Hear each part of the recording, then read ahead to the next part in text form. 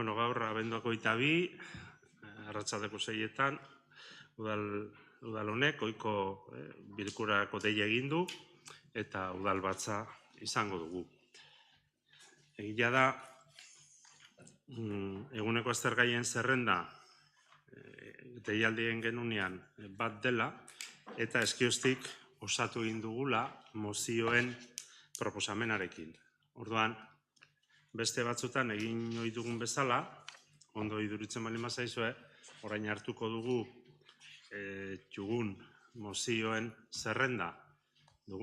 zerrenda eta lehendikan dugun eguneko aztergaien zerrenda ordenatu ingo dugu, barkatu piso baldimana ez minon zerrendatu ingo dugu eta horrela ja hartuko dugu gure arruta gaurko lan honetarako. Horrelakoetan egin ohi dugunez, oskatu egiten dugu edo berretxe egiten dugu, ia ados gauden eta hortan. Bueno, horretan hasi aurretik, bai, gure aldetik eskuminak eman nahi dizkigula eta bezarkada bat Silvia zinegotziari, hain zuzen etortzerik izan ez duelako, eta alde horretatik, bide honian joaten den. Beraz, aztergaien zerrendan, ondo iduritu ezkero, egingo dugun proposamena da. Lehenengo, Mendelu-Zarra auzo elkarteak aurkeztutako mozioa landu, lehenengo. Bestetan egin ohi dugun bezala hemen daude, eta ongi etorri, Mendelu-Zarra elkarteko kideak, eta haiek izango dute hitza lehenengo gai modura. Bigarren, Talaia. Labur esango dute. Hirugarren, bide publikoaren erabileragatik tasa. Hor, kontuan hartu, registroz okerrespaldimanago 10.979 zenbakia zuen mozioa aurkeztu zuela PSEek, eta gero 10.629 zenbakia duen mozioa aurkeztu dutela elkarrekin, bai PSEek, EH Bilduk eta Botxan hitzek. Ondo iruditzen bali mazaizue, gai bakarra denez, horixe izango dugu gure hirugarren gaia. Laugarren gaia baimenak etetia, bosgarrena Arrantzale auzoa, seigarrena historia ondarea babestea, zazpigarrena Amnesty Internationalen kanpaina, zortzigarrena zinegotzien arduraldia edo dedikazioa, bederatzigarrena Kai Berriko xerlekua, 10garrena Eider Mendozaren eta familiaren kontrakoak, gero ja dekretuen berri emate izango genuke, eta azkenik erregu galderak. Argi? Bai? Zer? Berriz? Bale. Ez, bat Mendelu-Zarra, 2 Talaia, 3 bide publikoa, 4 baimenak etetea, lizentziak, 5 Arrantzale auzoa, 6 historia ondarea babestia, 7 Amnesty International, 8 dedikazioa, zinegotzien dedikazioa, 9 Kai Berriko bankuak, 10 Eider Mendoza, eta gero ja 11 dekretuen berri ematea eta 13 erregu galderak. Konforme? Bueno, orduan ados balin bai, argi? Ados balin gaude, gai zerrenda berria bozkatu ingo dugu, bai? Beraz, gai zerrenda honen aldeko botoak, eta hau batez onartu dugu. Eta, aipatu dugun bezala, lehenbiziko gaia izango da, Mendelu-Zarra auzo elkarteak aurkeztutako proposamena. como solemos hacer en estos casos, y Kaso hauetan egin ohi dugun bezala, eta aurretik ere aipatu dut, tokiko elkarteren batek parte hartzen badu, edo proposamen bat herritarren eskutatik etortzen bazaigu, mozioren bat etortzen bazaigu, lehenik eta behin, gure gai zerrendan lehen gai gisa eskaintzen diogu leku, eta egia da, horrelako kasuetan, ohiko jarduera eteten dugula eta haiei hitza ematen diegula. Horretarako, atsedenaldi bat hasten dugu, 5 minutu eskaintzen dizkiogu elkarte horiei, kasu honetan ordezkariei 5 minutu emango diegu aurkezpena egiteko, eta ondoren ja bai, aurrez genituen gai zerrendako ordenei ekingo digu eta bozketara pasako. Bai. Arratsaldeon, en primer lugar, Lehenik eta behin eskerrak eman nahi dizkizuet guztiei, bai udalari, bai alderdi politikoi ere, elkarrizketa bidez lortutako akordioagatik. Guretzat, benetan atsegina da, hainbeste zareta eta eztabaida gutxi entzuten den garai honetan adostasunera iristera. Orain bigarren fasera helduko gara, eta espero dugu guk egindako lan hori, arazoren ezagutzatik abiatuko dela. Eta bertan araudiak beteko direla, gardentasuna eskainiko dela eta eztabaidak jarraituko duela. Nik neuretik uste dut asko ikasi dugula prozesu honekin, elkar ezagutza lortu dugu eta benetan asebetegarria izan da, atsegin handia izan da, hemen gauden pertsona hauekin guztiekin topo egitea. Eta sinetsita nago, adostasun batera iritsiko garela, horretarako eztabaida erabiliz noski. Ez naiz gehiegi luzatuko, gaiaren azalpenean, iruditzen zait ezaguna zaigula, baina esan nahi nuke, guk beharrezko intentsitatea eman behar diogula gai honi, jendeak ikus dezan akordio batera iritsi garela eta lehenik eta behin ekin behar diogula, lehenbailen ekin behar diogula. Bertan parte hartu dugun 6 bozpasei lagunek, ezagutza badugu, disponibilitate handia dugu eta iruditzen zaigu berehala ekiteko moduan egongo garela. Gardentasunari dagokionez, aipatu eta esan guk Mikel Gargaiori bilera eskatu geniola, Irungo udalekoari, beretako uzunea hobeto ezagutzeko, zer egin nahi zen azaltzeko, bilera bertan bera geratu zen, gaixorik zegoelako. Eta ez dakit orain, 27an edo urtarrilaren 26an izango ote dugun bilera hori. Berriro elkartuko gara, akta bat ere idatziko dugu eta pasako dizuegu akta hori. Esango diogu, batzorde bat osatu dugula eta batzorde horren bidez elkarlana sustatu nahi dugula eta elkar lagundu. Izan ere, elkarlanaren bidez, badakigu hau konpondu daitekela. Nik horrela uste dut gutxienez. Bestetik, esan, prentsa ohar bat aterako dugula aurki, iruditzen zaigu, plazaratu egin behar dela, prentsa horri, zuek ere ikusi beharko zenukete, izan ere, haren bidez zarata hori baztertu nahi dugu, sarritan zarata osatzen delako, eta prentsa honen bidez, jakinarazi nahi dugu, lanera etorri garen lan talde bat, pertsona talde bat garela, elkar laguntzeko asmoa dugula, eta etorkizunera begira, guk lan eredu hau, elkarlanean osatutako lan eredu hau, bultzatuko du. Mila esker zuei. Orduan, orain ondo iduritzen bali mazaizue, udal talde bakoitzak, aurkeztutako mozioari buruzko bere aurkezpena ingo du, bere posizioa adieraziko du, eta hori egin eta gero, bozkatu ingo dugu, jaso den proposamen hori. Orduan, udal talde guztiak hariko garenez, ez dakit, txalori emango diotitza. Ondo itxikira orduan. Mi esker txomin. Buenas tardes, Asociación de Mendelu, por venir al... Arratsaldeon, Mendeluko elkarteari, gaurko udalbatzari egindako proposamenagatik, iruditzen zait guztiontzat interesgarria dela, eta gaur helduko diogun akordio honi esker, iruditzen zait etorkizunean adostasunak lortuko ditugula, eta guztiontzat eredugarri izango den modelo bat izango dugula.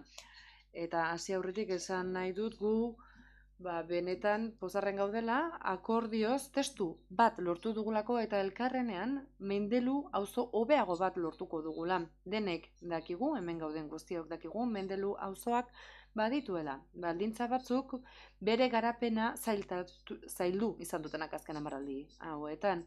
Badakigu bertako zortasun bideak, aireportuan, bertan badirela hainbat gune ere babeserakoak direnak, badira bestetik lurreko komunikabidek ere bertako bide horietan eragozten dutela. Eta baldintza horiek guztiek behar dute ekintza bat, administrazioaren erantzun bat, horretarako Mendelu auzoa hobetzeko erantzun bat. Hori jasotzen da gure APOaren aurrerapen plan horretan gabiltza azkenaldian, eta argi dago, baldintza hori guztia kontuan hartuta, elkarlana ezinbestekoa izango dela administrazio ezberdinen artean eta baita Mendeluko auzokideen artean ere. Gobernu taldetik, sarritan elkartu gara Mendelu auzoko elkarte ezberdinekin, eta baita Eusko Jaurlaritzarekin eta Gipuzkoako Foru Aldundiarekin ere. Eta momentuz ez dugu jaso gustatuko litzaigukeen erantzunik, baina lanean jarraituko dugu guztion helburu hori erdiesteko bidean. Asko dira, garatu nahi ditugun puntuak, mozioak hainbat puntu landu nahi ditu, eta Mendeluko horrela adierazten dugu. Puntu guztiak dira garrantzitsuak, baina guk 2 puntu azpimarratu nahi genituzke batez ere. Batetik, osoa izango den berreskurapen plan, hirigintza plan bat izan nahi dugu. Eta horrek esan nahi du, bertako eraikinak berritzetik haratako beste mailatako jarduketa batzuk ere izan behar ditugula. Eta horiek guztiak teknikoki aztertu behar dira. 2019an proposamenak egin ziren, Eskapatxulo eta Mendeluko iparran plan bereziak eginez. Eta orain, baliotxe egin beharko dugu, zein bide hartu beharko dugu bertako auzunean berriro ere urbanizatzeko. Eta hori guztian bertako alderdi politiko eta Mendeluko auzokideen artean egin behar dugu. Bigarrenik, hor badago variantea eta Mendelu gurutzatzen duen errepidea. Eta hor badakigu errepide horretan ibilgailu ugari izaten direla. Eta ibilgailu horiek eragin egiten dutela bertako auzokideen artean. Eta beraz, lanean jarraitu beharko dugu, bai, Foru Aldundiarekin ere, bertan dauden aukerak aztertzeko, bertako trafikoa murrizteko aukerak zein diren jakiteko eta hainbat ekintzan batzen jartzeko egoera hobetu dadin. Hemen gauden guztiok, badakigu zaila dela, eta ez dagoela magiko izango den erantzunik, ez da erraza izango hori topatzea behintzat, eta badakigu bilera ugari egin beharko ditugula, azterlanak beharko ditugu eta teknikarien lana ere bai, ahalik eta irtenbiderik onena eman ahal izateko. Beti, noski ez gara ados egongo proposamen guztiekin, baina espero dut denok errealista izango den jarrera izango dugula. Guztion onerako jokatuko dugula, eta elkarrekin lan egingo dugula. Guztien onerako izango dela, eta Mendelu auzoa ahalik eta onena izango dela horrela, guztion lanari esker guztientzat. Eskerrik asko. Baina botxantzetik, Igor. Bai, arratsaldeon guztioi, eskerrik asko hitz emateagatik.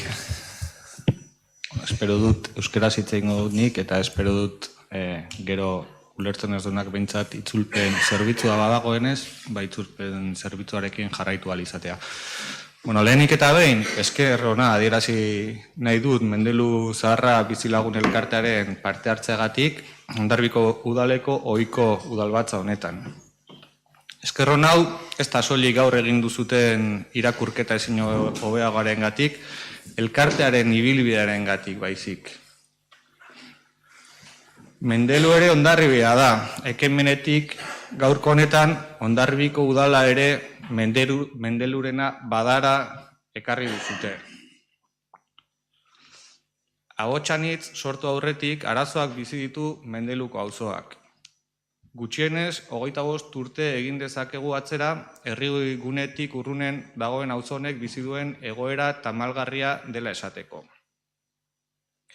Hastapenetara joko bagenu, baserritar auzo bat genuen Mendelu. Gaur egun, galduta ditugun hainbat baserriz osaturiko auzoa genuen. Landa eremu natural paregabea izan genuen, 20. mende erdiraldera arte gutxi gorabehera. Orduan hasi baitzen urbanizatzen Mendelu auzoa. Auzoa zatikatzen zituzten errepide sarearen sistemek etzioten askorik lagundu.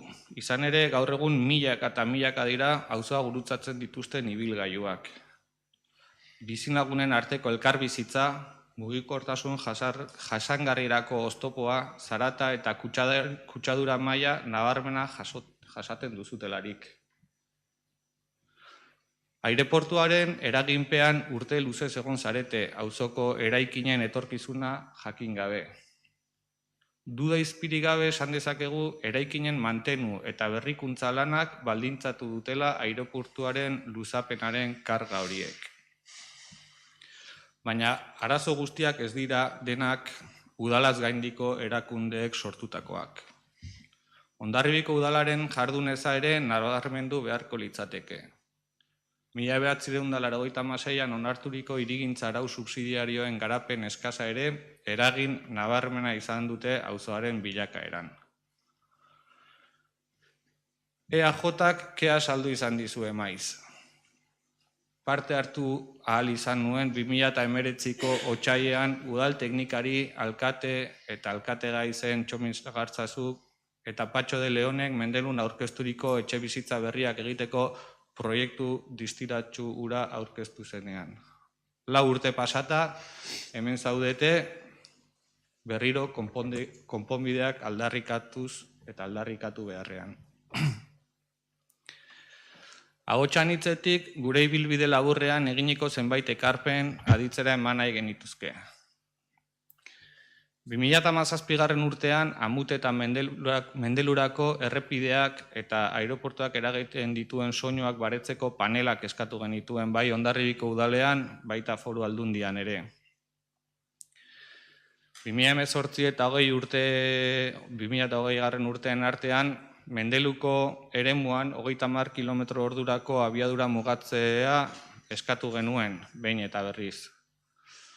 Urtero eskatu izan ditugu komun publikoak jartzea herri gunean zehar, besteak beste Mendelu auzoan eta jakin badakigu, edo esan dezakegu gaur egun onartuta dauden komun publikoen jartzeak, 6 eremuetara zabalduko direla eta eremu horietako bat Mendelu auzoa izango dela.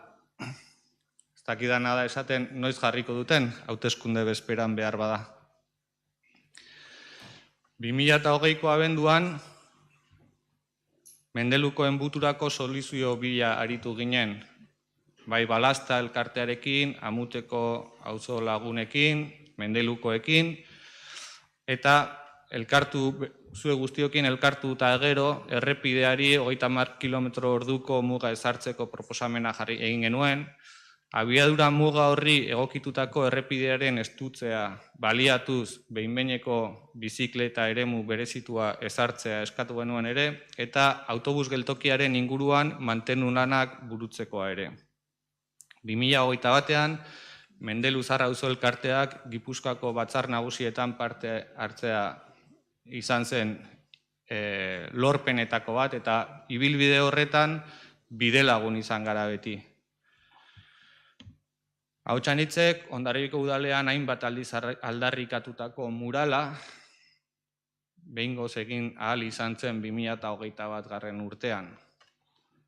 Parte hartze aktiboa izan zenuten diseinua eta margoketa bera egiterako garaian ere. Eta uste dugu eredu bat badela ere herriaren garapenean jarduterako garaian. Urte guzti hauetan behin eta berriro elkartu gara zuekin, eta horrela izaten jarraitzea gustatuko litzaiguke. Duela aste batzuk aurkeztu zeniguten Plan para la regeneración y soluciones a los problemas del barrio de Mendelu, dokumentua. Dokumentu hau egiterako lan eskerga erraldoia balioan jarri nahi dugu. Eta egin dituzuen planteamendu eraikigarrien inguruko elkarrizketa izan genuen. Konbikzioz jardun duzue, baina baita ere malgutasunerako aukera ere erakutsi diguzue. Gustu bat izan da zuekin jardutea. Gaur egiten diguzuen proposamenak 5 atal ditu. Eta ongi azaldu duzuten bezala, labur-laburrean bada ere, auzoaren etorkizuneko konponbideak Mendelutarrek bideratu nahi dituzuen modurakoak izan behar dira. Udalean ordezkaritza duten talde guztien parte hartzearekin batera egin nahi duzute lanketa hau.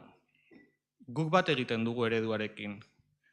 Eta gogotsu gaude elkarlanean mahai bat osatu eta Mendelu auzoaren biziberritzearen lanketan jarduteko. Orain arteko ibilbide okerra zuzentzea litzateke, gaur zuen proposamena akordatuko bagenu. Baina lehen oinarria besterik ez. Hemen hasten dira lanak. Bidelagun izaten jarraitu nahi dugulako alde bozkatuko dugu zuen proposamenari. Mila esker. Eskerrik asko Igor. Orain PSEtik, Josu. Bueno, primero, Lehenik eta behin, eskerrak eman nahi dizkiot elkarteari, egindako lanagatik. Iruditzen zait, lana integrala dela, osoa dela, eta ikuspuntu guztiak batzen dituela, bai azpiegitura, bai ikuspuntu soziala, ingurumenaren arloan, eta bar, iruditzen zait, lan osatua dela. Egia da lan honek, gaur-gaurkoz, oraindik ere, elkarlana eskatzen duela, Irungo udalaren elkarlana ere eskatzen du, eta, badakigu, Irunek, bere ibilbidea izango duela, eta iruditzen zait, elkarteak berak ere izango dituela, bilerak Irungo udalarekin.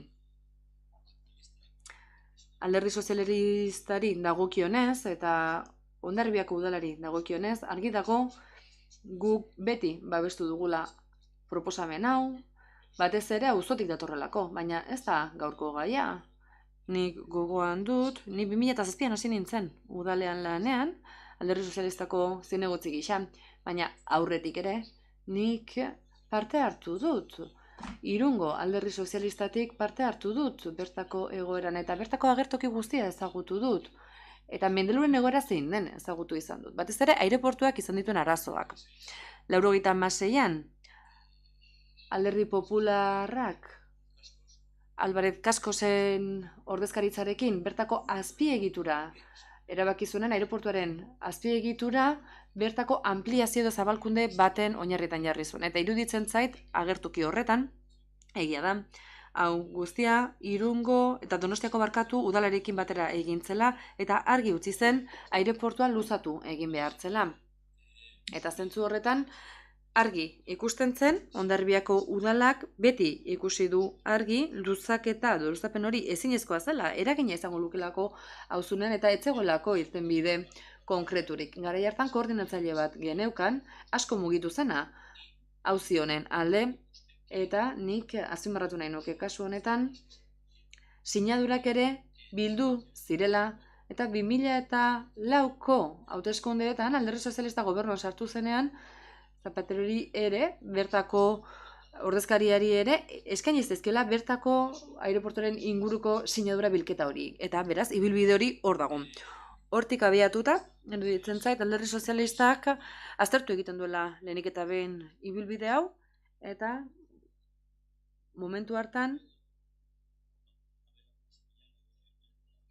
ministroa zenak, uste Sevillako norbait zela, bertako ministroa, eta iruditzen zait berak erabaki egintzela 200 metroko luzapena izango luen pista jartzea, da burritza jartzea. Eta iruditzen zait hori dela ardatza eta hor hasten zela erabakitzen gutxi gorabehera zein izango zen bertako eraikinen eraikuntza, non egingo ziren, zein izango ziren proposamenak eta baina azken batean ez genukan ezer, etzelako ezer gauzatu, ez genukalako oraindik ere oinarririk. Egia da, Hondarribiako udalak beti landu duela eta hemen ere pleno bat egin genuela non guk kontrako botoa eman genuen, ampliazio zabalkunde luzapen horren kontrako botoa eman genuen. Eta azkenean, gai hau sarritan agertu da, guztia aireportoren inguruan landu da, egoera txarren aurtzegoelako. Ondoren ere, beste ekimen batzuk izan ditugu, Aldundiaren eskutik, eta baita Donostiako udalaren eskutik ere. Beti esan zaigu luzatu egin behar zela, zati bat behintzat. Eta beti, bazen, hori ezinezkoa egiten zuen auziren bat. Azkenean iruditzen zait erakundeak ohartu zirela, hori ezinezkoa dela, azken batean bertan ibaian zementoa jartzerakoan argi ikusten da hori ez dela bideragarria. eta gainera Europak bere araudietan ez zuen hori onartzen, ingurumena ez zuelako betetzen ingurumen baldintzak ez zuen behabesten. Ordutik ona iruditzen zait, izan dira ziurgabetasunak, batez ere jarduketa lerroen inguruan, eta azken gobernu taldeek, eta baita, azken gobernu talde ezberdinek, eta baita azkenekoak ere planteatu zuten Mendeluko auzo horretan ekimen ezberdinak martxan jartzea, plan bereziak egin dira, eraikinak eraisteko planak egin dira, beste berri batzuk eraikitzekoak ere bai, baina hor ideia beti egon da, baina ez da gauzatu, izan ere bertako auzokideek ere ez zuten argi ikusten. Horrek esan nahi zuelako auzotik joan ez nahi ez zuten askok beste bizileku bat topatu behar zutela. Baina ez zegoen ziurtasunik, zaurgarria zen egoera eta auzune, batean ez zegoen ziurtasunik, eta iruditzen zait agertoki horretan, eta izandako ibilbide honen ondoren, azkenean, badirudi, momentu honetan, denok, bai gobernu taldeak, bai bertan ordezkatuta dauden alderdi guztiek ere, argi ikusten dugu, bestelako proiektu bat behar duela Mendeluk, beste planifikazio bat behar du, batez ere proiektuan bertan eta materialen. Hor, bergaitu egin behar dira, auzunea bergaitu behar da, eta espazio berdeak, zona berdeak gaitu behar ditugu. Zaratak murriztu behar dira, eta bertako trafikoaren ibilbidea murriztu. Azkenean, gizatiarrago izan behar du auzune honek, errazago izan behar du, eta badakigu, auzune horretan, momentu honetan, gune garrantzitsu bat izango dela, San Lorenzo gunea izango da, eta bertan interesgarria da, egin daiteken proiektua habitatari dagokionez. Egia da hor perspektiba asko ikusi behar ditugula, baina argi aztertu behar dira. Eta agertoki honetan, gauden momentu honetan, hori planteatu behar dugu. Hau baldin bada egoera, ados nago, eta unea iritsita, gure aldetik dagoen guztia jarri behar da, alderdi sozialista beti egonda lerro horretan, norabide horretan, eta orain bizilagunen elkartearen laguntza bikainarekin eta beste alderdien laguntzarekin ibilbide horri bat ezarri behar dugu eta proiektu horrek arazoak izango ditu, goraberak izango ditu, ez da lerro zuzen bat izango, ez da lineala izango, baina gure helburua baldin bada auzoa osasungarria izatea, izea auzo bat non jendea pozik biziko den ondo, eroso eta baldintza hobetan, orain baino baldintza hobetan bizitzea, zaratarengatik eta etxe batzuen egoera txarragatik, hori da gure lan ildoa eta horixe da egun eskuartean dugun egoera. Gu zorretan gaude, Hondarribia zorretan dago, zorri historikoa du Mendeluko auzoarekin, urte asko daramatzago, ez bakarrik Hondarribiak. Erakundeak ere, gainerako erakundeak ere zorretan dira. Ze aireportiak baldintzatu egiten gaitu, eta hemen guztiok jarri beharko dugu gure harriko eskorra gai honetan. Auzoa, Mendeluko auzoa oso mediatizatuta dago, oso baldintzatuta dago ez egunengatik, Playa Handirengatik, ingurumen alderdiagatik, ez da gauza zuzena, lerro zuzena badira, kosten arauak ezin da edonola eraitsi, kostaldeko legea dago, espazioak errespetatu behar dira, beraz, horri aurre egin behar diogu, eta horregatik guztiagatik alderdi sozialistak, edo alderdi sozialistaren helburua da laguntzea, aldugunean laguntzea, lankidetzan aritzea, eta gai honek aurrera egitea. Eta gure esku dagoen guztia egingo dugu horretarako eta prest gaude erabat. Ni udalean nagoenetik Mendeluko gaia hor egonda beti maigainean, Hondarribia Mendelu da eta horrelako kontuak.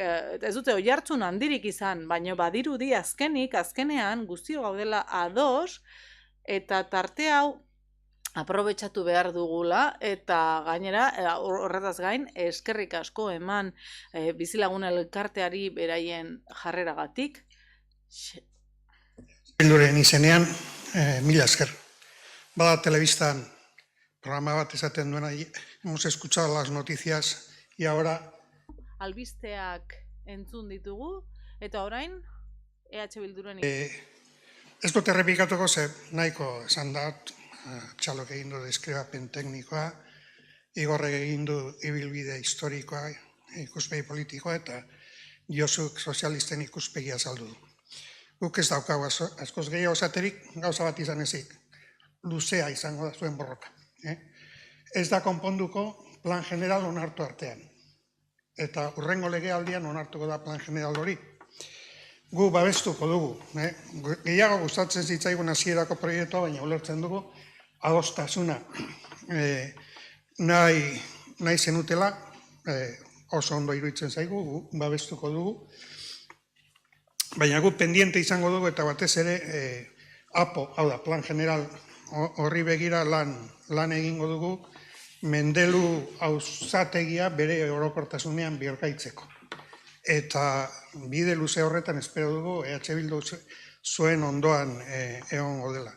Arrazoia badituzue, sobera. Mundu guztia badaki, auzoaren egoera baldintza asko, Josuk esplikatu ditu batzuk, Igorrek beste batzuk eta Txalok beste batzuk. Bere orokortasunean guri iruditzen zaigu lotsagarria dela hainbeste urte eta batez ere premia gorrian dauden pertsonak kaltetutako etxe horietan bizitzea, horrek kezkatzen gaitu bereziki, baina iruditzen zaigu bilatu behar dugula modu bat, zuen parte hartzea eredugarria izan da. Egin duzue lan bat, segurazko udalari, berari zegokiokena, baina egin duzue, eta saiatuko gara balio esten geroari begira. Hala ere, hurrengo legealdian espero dugu kemena eta indarra bilduko duzuela, eta gu egoten baldin bagara hemen berriz ere saiatuko gara zuekin. Baina segi porrokatzen. Eskerrik asko. Eskerrik asko guztiei. Beraz, egindako Mendeluzarra auzo elkartetik egindako mozioaren aldeko botoak, hau batez onartua. Eskerrik asko.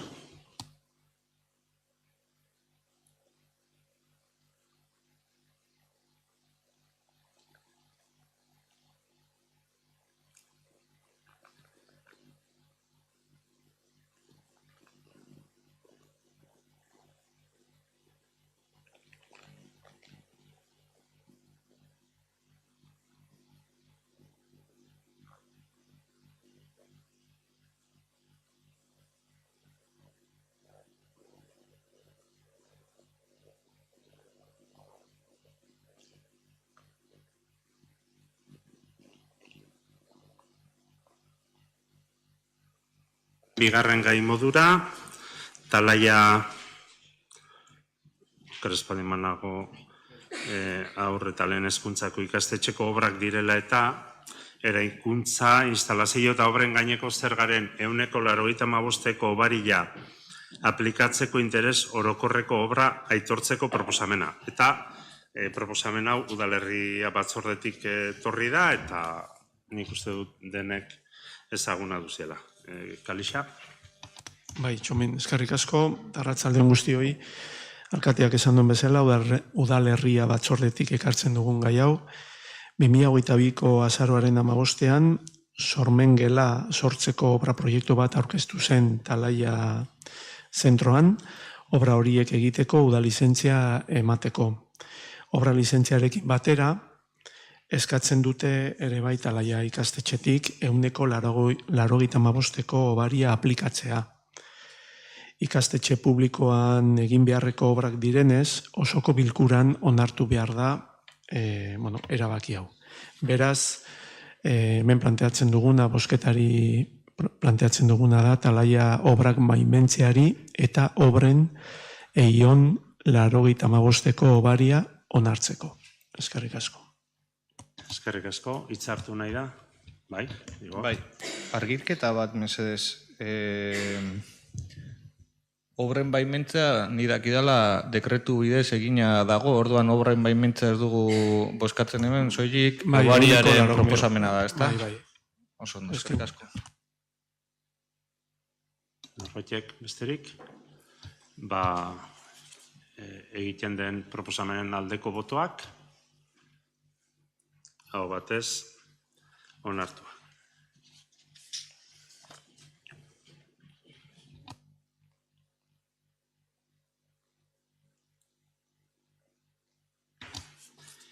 Hirugarren gaia, lehen zerrenda aipatzen hasi naizenean, aipatu dudan bezala, hitzez hitz, moción PSE sobre la aplicación de la tasa de ocupación de vía pública izan zen Que la moción de la PSE sobre la aplicación de la tasa de ocupación pública bozeramaile batzordean aurkeztu zena. Eskioztik, ondo ari baldin banaiz, 10.629 zenbakian erregistrotik sartutako moción sobre la aplicación de la tasa de ocupación de vía pública, bai PSE, bai EH Bildu eta bai Agotxanitzek aurkeztutako mozioa da. Beraz, aurkezten dutenek aurkeztu dezatela, mesedez. Bien, en las últimas semanas... Azken asteetan ikusi dugu enpresaburu asko, ostalaritzako enpresaburu asko, ez daudela pozik udalak egin duen lanarekin terrazak neurtzeari begira, ez? Bide publikoaren okupazio tasa kobratzeko gogora dezagun 2020an eta 2021an 110% hobari bat onartu zela aparteko egoeragatik, ez? Pandemiak merkataritzarloan sortutako egoeragatik. Terrazak, hortaz, asko hasi ziren eta hoi baino metro karratu gehiago betetze hartzen zituzten, debekatuta zegoelako edo murriztuta zegoelako lokal barruetan egotea. Horrela, udalak azken erabaki du terrazak neurtzea eta faktura pasatzea ostalaritzako enpresaburuei. Eta asko, kezustekoak hartu dituzte, sorpresa hartu dute, eta ze tasak pandemia aurretik kobratutakoak baino handiagoak izan direlako. Horregatik eskatzen dugu kobratzen dena, pandemia aurretik kobratzen zena izan zedila, beraz, eskatzen dugu, mozioa aurkeztu dugun taldeak, emandako lizentziarekin bat datorren tasa pasatzea, edo bestela 2019ko faktura bera.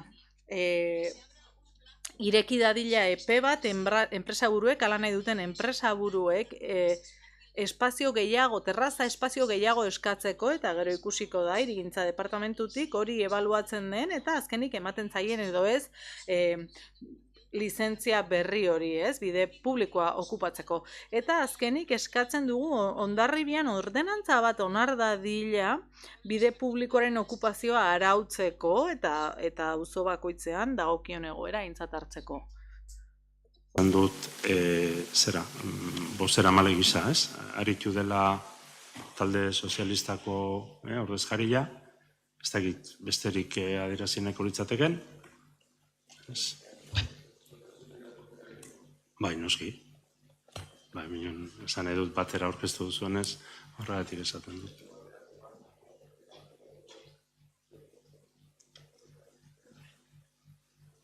Ez, esan edut. Haukitzen ari madu hartu parte.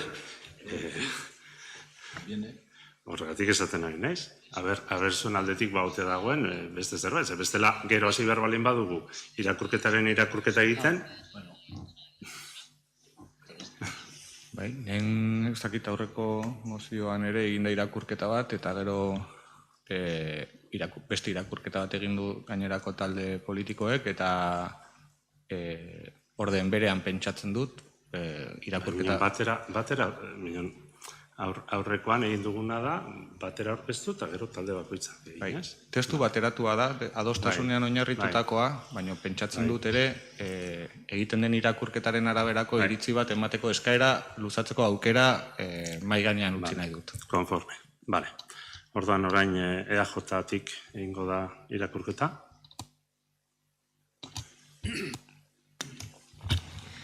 Bai, eskerrik asko, Txomin. Noemi, durante la... Noemi,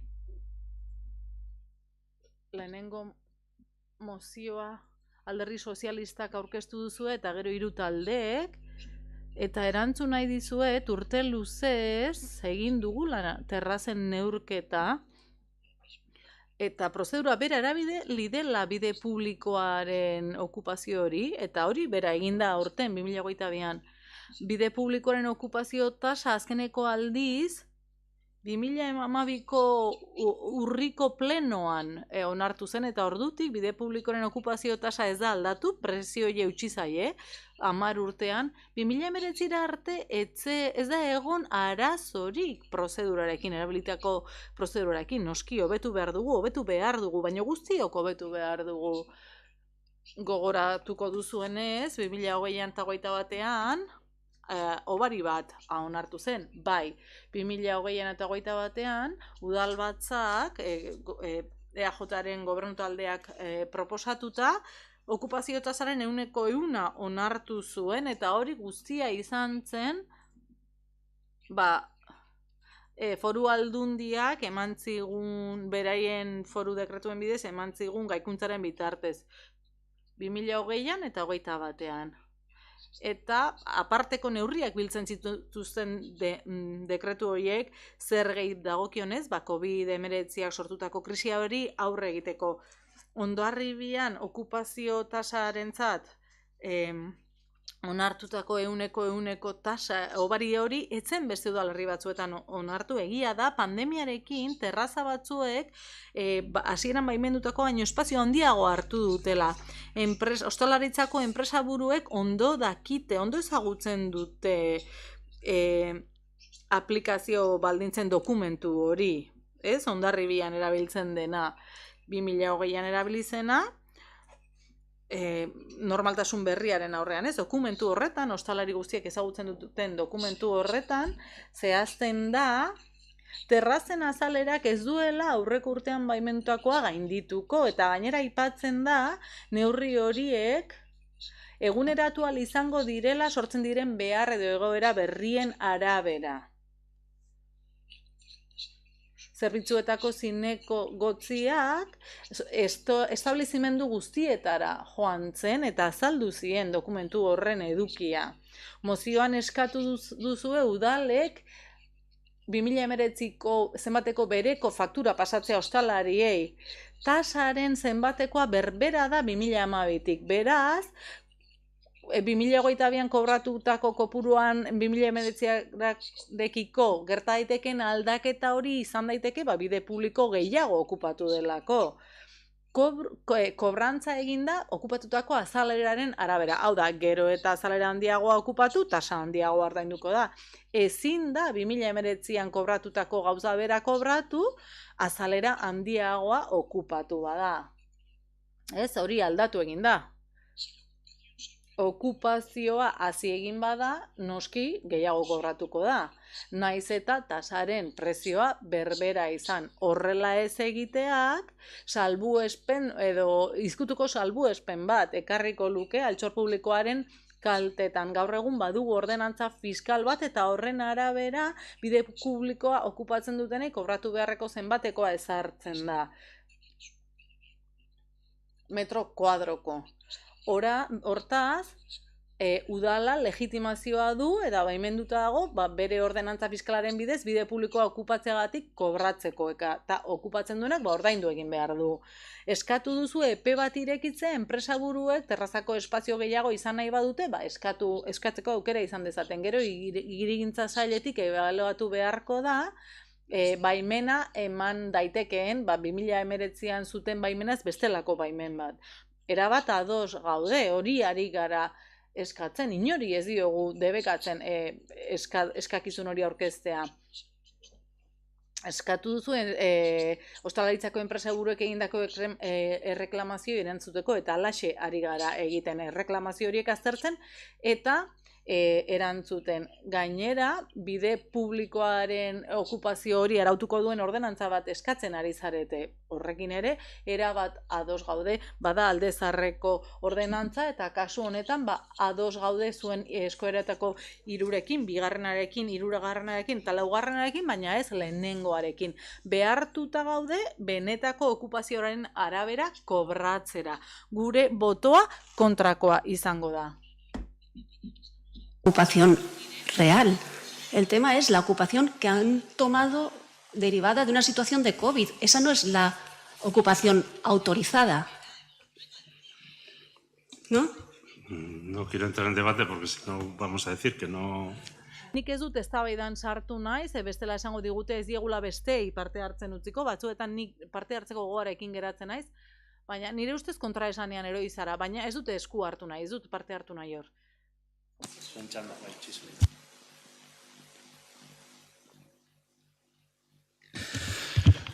Bai, mi esker. Bueno, lehenik eta behin eskertu beharra dugu alderdi sozialistatik guztion ahotan izan dugun egoera gatazkatsu honen gaia udalbatzara ekartzeko proposamena eta nola gai izan garen hitz eginez ikuspegiak bateratzeko proposamen bateratu bat mahai gainean jartzerako garaian. Eta noski nabarmena da tasaren zenbatekoa aldatu estenla aipatzen den horretan eta ondoren zerga pasatzen zaienean edo tasaren kopurua erabiltzaileei pasatu zaienean ez dutela berdina ordaindu 2019an eta 2022an nabarmena da. Eta gakoetako bat da Txisunek aipatu duena.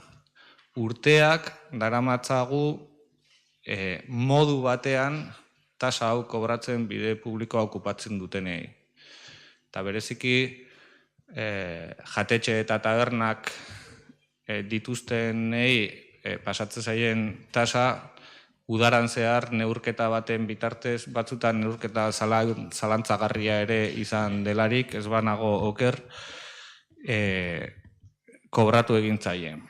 Aldiz, Txisunek aipatu du ordenantza fiskalan oinarritzen dela zerga edo tasa arau hori. Eta bai, egia da. Eta zerga eta tasak esaten dutena da kobraketa objektibo bat egin behar dela.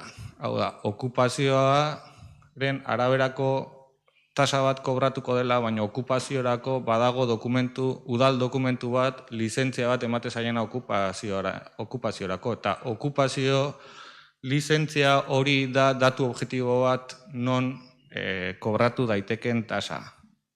Eta gainera ordenantza fiskalak berak jasotzen dut. Dokumentu hori egongo espalitz okupazioaren araberakoa jasoko da. Baina, sortzapena eta zergaldia da arau horrek 7. kapituluan jasotzen duena. Eta udaletxe honetan, bai Foru Aldundian ere, noiz sortzen diren zerga oinarriak erregulatuta dago baitare. Eta ordenantza fiskalera jotzen badugu, hau da, araubidera jotzen badugu, tasaren izaera materialak sortzapena aldizkakoa izatea exigitzen duenean, sortzapen hori urte bakoitzeko urtarrilaren batean gertatuko da. Eta zergaldiak urte naturala hartuko du. Ibiaren kasuan bezala, zerga oinarria urtarrilaren lehenean sortzen den bezala, bide publikoaren okupazioan ere gauza bera adierazten du. Zein da hemen gakoa? Urte luzeetan egin den kobraketa neurria ez dela zuzena izan. Eta hemen proposatzen ari gerena oposizioko 3 taldeak da behingoz zuzentzea oker egiten aritu garen hori. Eta badirudi EAJ udaltaldetik ez dela zuzentze horretara jo nahi, kasu hontan behintzat, eta bukatzeko aipatuko dut 4. puntuaren garrantzia. Zein beharra daukagun bide publikoaren okupazioaren ordenantza herri guztikoa. Urteetan hitz egiten jardun dugu ordenantza honen beharraz. Eta agintaldi hau ere pasako zaigu eta geratuko da ordenantza hori burutu gabe. Arautzen ez ditugunean eta gauzak zuzen egiten ez ditugunean horrelako gatazkak sortzen dira eta gatazkei noski konponbide arauean oinarritutako konponbiderik egokiena eman behar zaio eta horregatik da aurkeztu dugun proposamen hori. Mila esker. Eskerrik asko Igor. Bai, Bilduk, ez? Orduan, mozioa bozkatzeari ekingo diogu. Aldeko botoak. Kontrako botoak.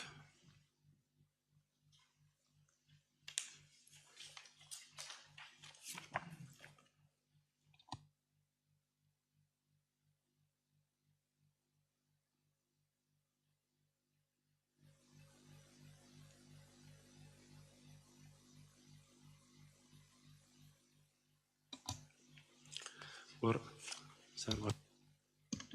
Bozketaren emaitza jakin nahiko nuke.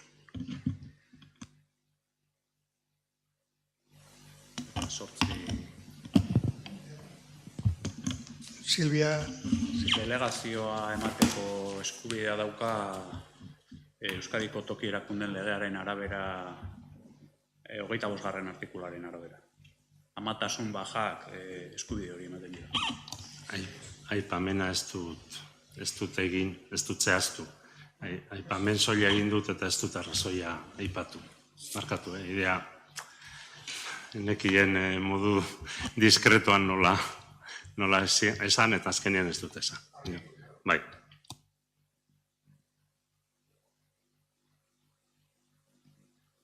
Urrengo mozioa 10.983, PSE taldeak, moción del PSE acerca de la suspensión de licencia.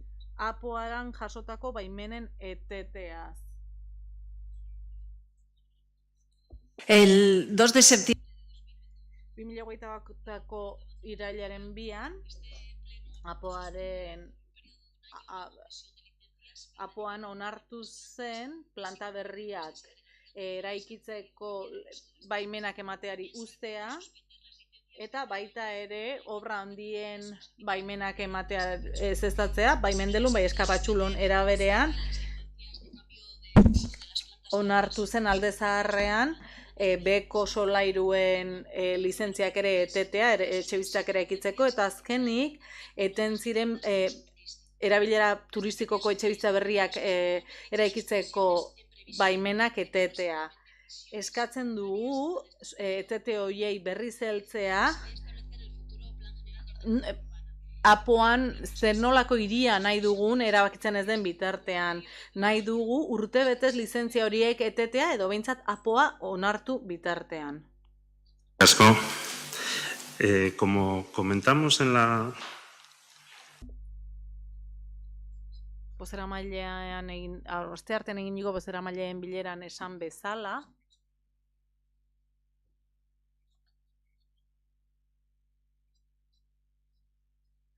Eta bereziki horrela esan zaidanean, eta zuek ere gaina aurkeztu duzuenean bat gaztelaniaz, eta normala denez, beste ontzat ere normala izango da. Eskerrik asko. Gaur gaztelanez uste dut hitzeiteko eskubidea ere badudala.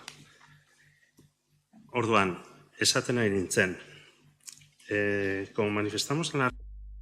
Aurreko astearteko bozeramaileen bileran esan bezala, ados gaude asmoarekin. Ez, mozio honetan ikusten den asmoarekin. Baina prozedura ez datorregarekin bat. Eta ez datorren ez legearenekin bat ezin dugu alde bozkatu, ez dakigulako nola egingo genukeen, ondoren esango dut berriro ados gaude eta horregatik egin genuen proposamena bere garaian aurrerapenean. Zein da hemen gakoa prozedurari dagokionez, bai, ez? Baina Lurzoruaren legearen 85. artikuluak bi aukera ematen ditu, baina hau Josuri azaldu nion bere garaian.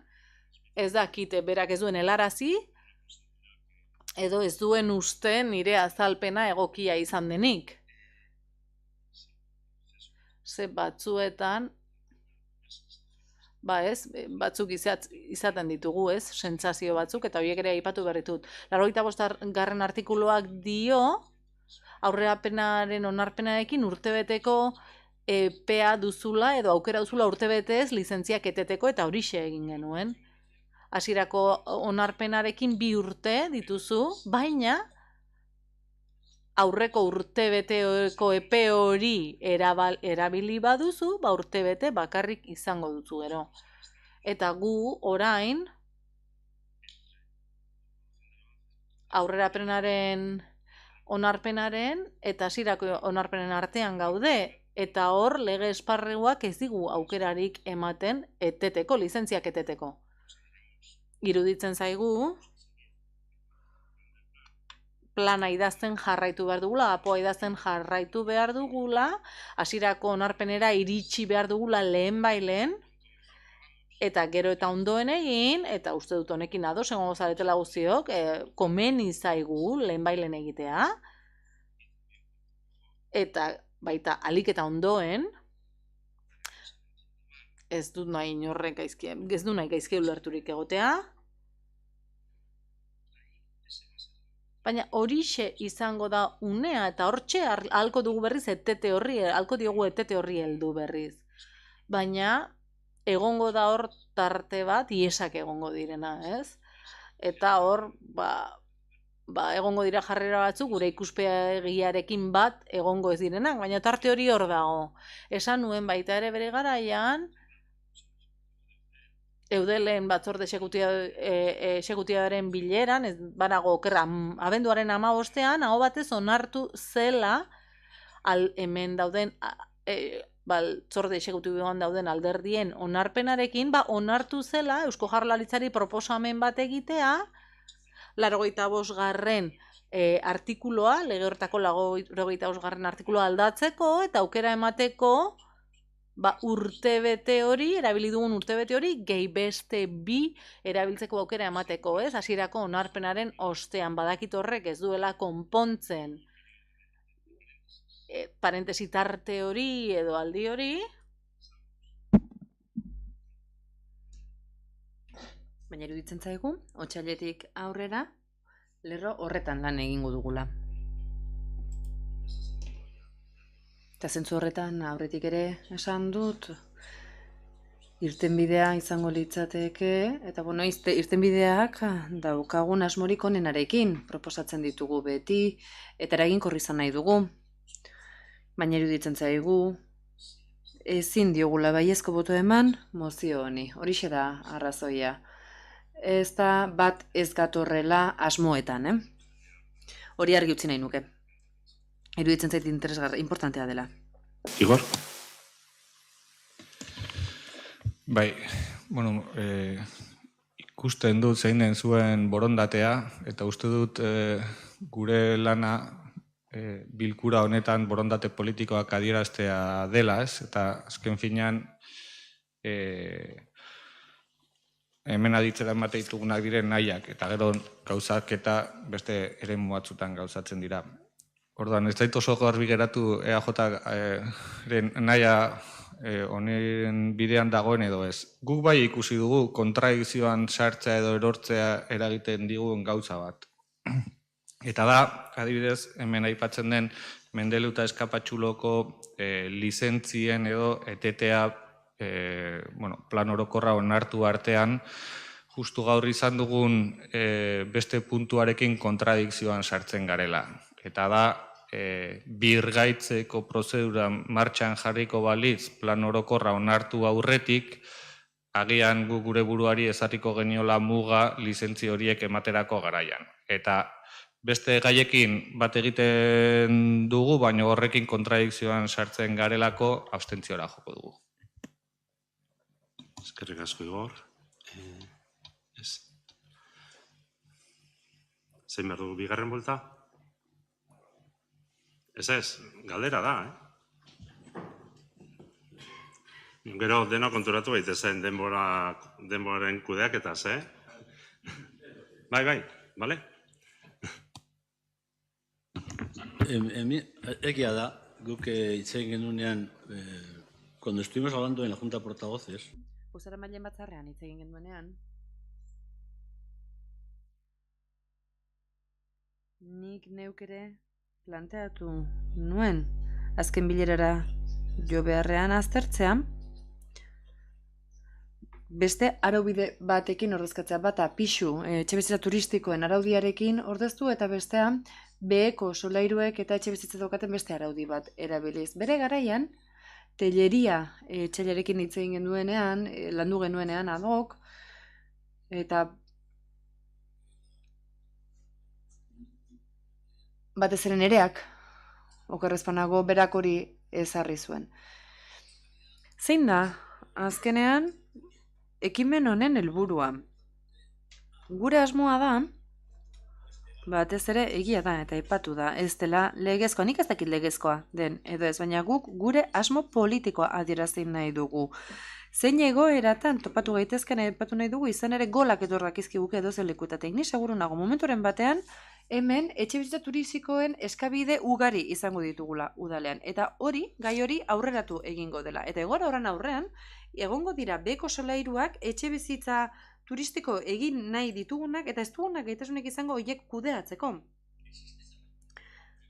Egongo dira aukera ezberdinak, baina guk egiten dugun planteamendu hau intentzio edo asmo politikoen mozio bat da. Azkenan erabakitzeko prorroga horiek, planteatu ziren prorroga horiek izan ere, prorroga ipatu genuenean ere esan genuen, bueno, gero ikusiko dugu, hori posiblea den edo ez, eta behar bada bigarren prorroga bat jarriko dugu, eta hori ez da gertatu.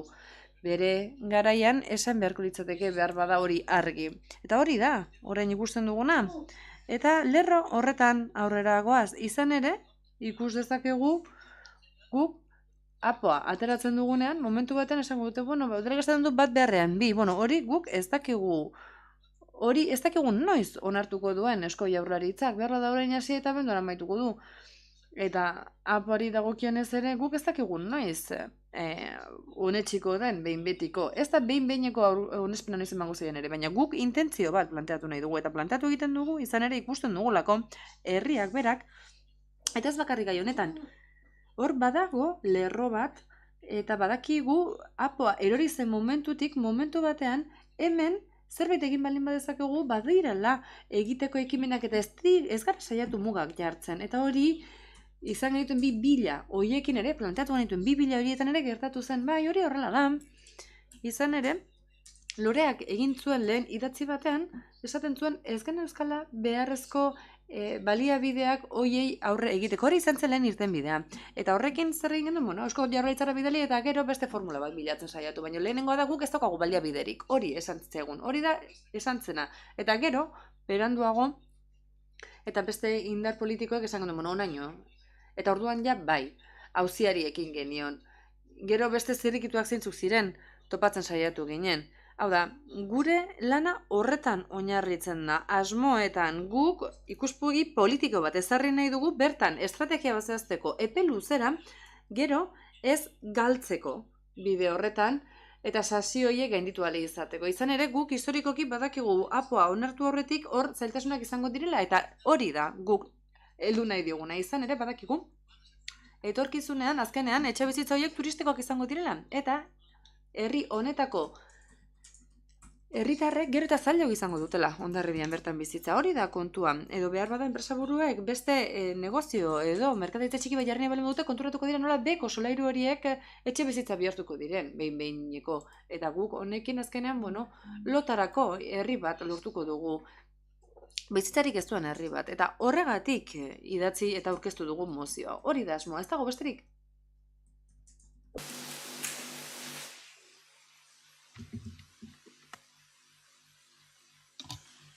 Más claro no lo puedo decir. Ezin argi hau esan. Badirudi ni hemen putzuak usten ari nezera nola baita. Izan ere guk hor baditugu putzu mental batzuk. Izan ere hor azaltzen ditugu gauzak, eta egia da interpretazioak ezberdinak izan litezkela, eta utxuneak daude. Gauzak azaltzen dira, baina gero batzuk ez dira filtratzen, ez dira iragazten. Zer, sentitzen dut, nik ere badut eskubidea erantzuteko, ez? Digo jo, eske bestela ja, kezkatzen hasi behar dut, eta ez da kezkatzen hasteko momentua. Beraz, esan dugu, helburuarekin nola ez gera doze hongo. Hombre, guk erabaki bat hartzen dugunean, eta erabaki politikoa. Ja, baina gero erabaki politiko hori gauzatzeko izango da. Edo ez da gauzatzeko izango. Eta gauzatzeko baldin bada, bueno, bakoitzak, bere ikuspegia du alde horretatik. Eta ez naiz gehiago luzatuko. Ez dakizuen aldetik, ez? Bai? Azken interbentzioagatik, hemen ustokau gauza asko esatekorik, gauza bat izan ezik. Legeak muga jartzen dituela egia da. Baina ez da beti udalen eskumenak eta batez ere arriskuak izaten direnean, batzutan lehenetsi daiteken eta onartu daitezken arrisku horiek herri onuraren izenean jarduten denean. Orduan, hemen ez da urtetan oso atzera jo behar, hor atzean daukazun banderetako bat debekatuta dagoenean, eta hemen erabaki zen legetik aparte,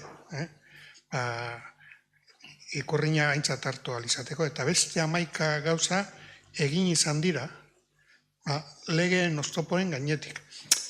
Baina hala ere ulertzen dut. Beste kontu bada, eta nik nire ez azerrea, baina kezka egiten denean, naholan katearen izenean, galbaeak eta olako aipuak egitea, iruditzen zait ez dagoela, ez soberan dagoela hori esateri.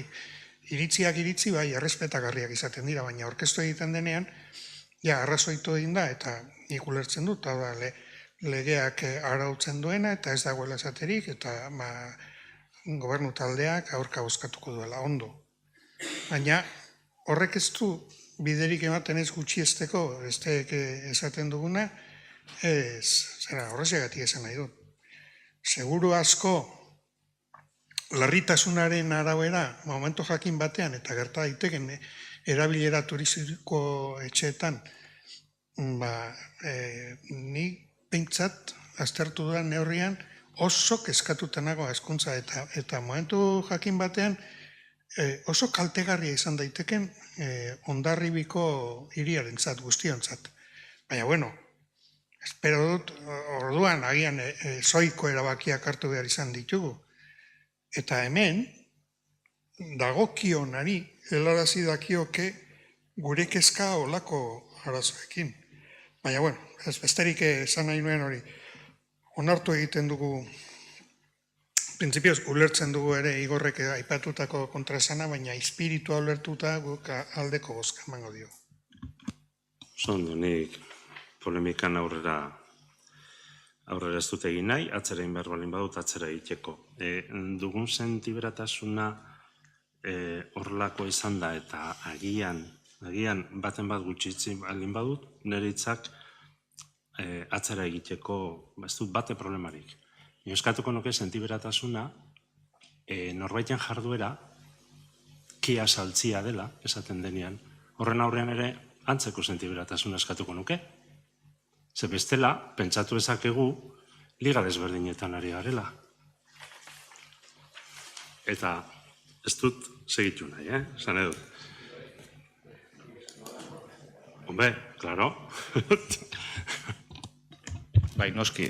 Eskertzitu Xaberren hitzak nik ere apuntatu dalako erreguta galderetarako. Laguna mental. Hemen botada laguna mental. Bai. Hemen botada laguna mental. Erantzuterakoan pertsona baten interbentzioari. Udal ordezkari baten interbentzioari. Eta kea saltzea ekinbide politikoan irakurketa politikoa da. Baina laguna mental daukala norbaitek adieraztea hori ja maila pertsonalera jotzea da. Eta nik erreguta galderetarako utzi behar nuen, baina bat egiten dut Xabierrek aipatu duenean, eta nerekiko ez da izan laguna mentalaren aipatu denean, baina nola orain botatzen den kea saltzearena ikuspegi politiko baten irakurketa bat egiten denean, hori gai pertsonaletan sartzearena, laguna mental gai pertsonaletan sartzearenarekin, barkatu esatea, baina uste dut beste urrats mota batekoa dela, eta ni ere ez naiz eroso sentitzen maila pertsonalera jotzen denean hemen daukagun atril honetatik. Bueno, esan dut atzera egiteko arazorik ez dudala bat ere, eta nik ere entzungo dut esan dudana. Nion entzun gabe ere, uste dut elkar ezagutzen dugula, eta alde horretatik inor mindu balin badut, ez dut bat ere problemarik, baizik eta kezkaz gelditzen naiz. Atxikador de lagunas, etik abilatu naiz. Bueno, ez dut polemizatu nahi. Esaten dut. Erretiratu beharrekoak erretiratzen ditu dela, noski. Ez da hori pertsonak eta are gutxiago herri ordezkariak tratatzeko modua. Bozkatzearik ingo diogu. Eta orduan mozioaren alde, mozioaren kontra, abstentzioak,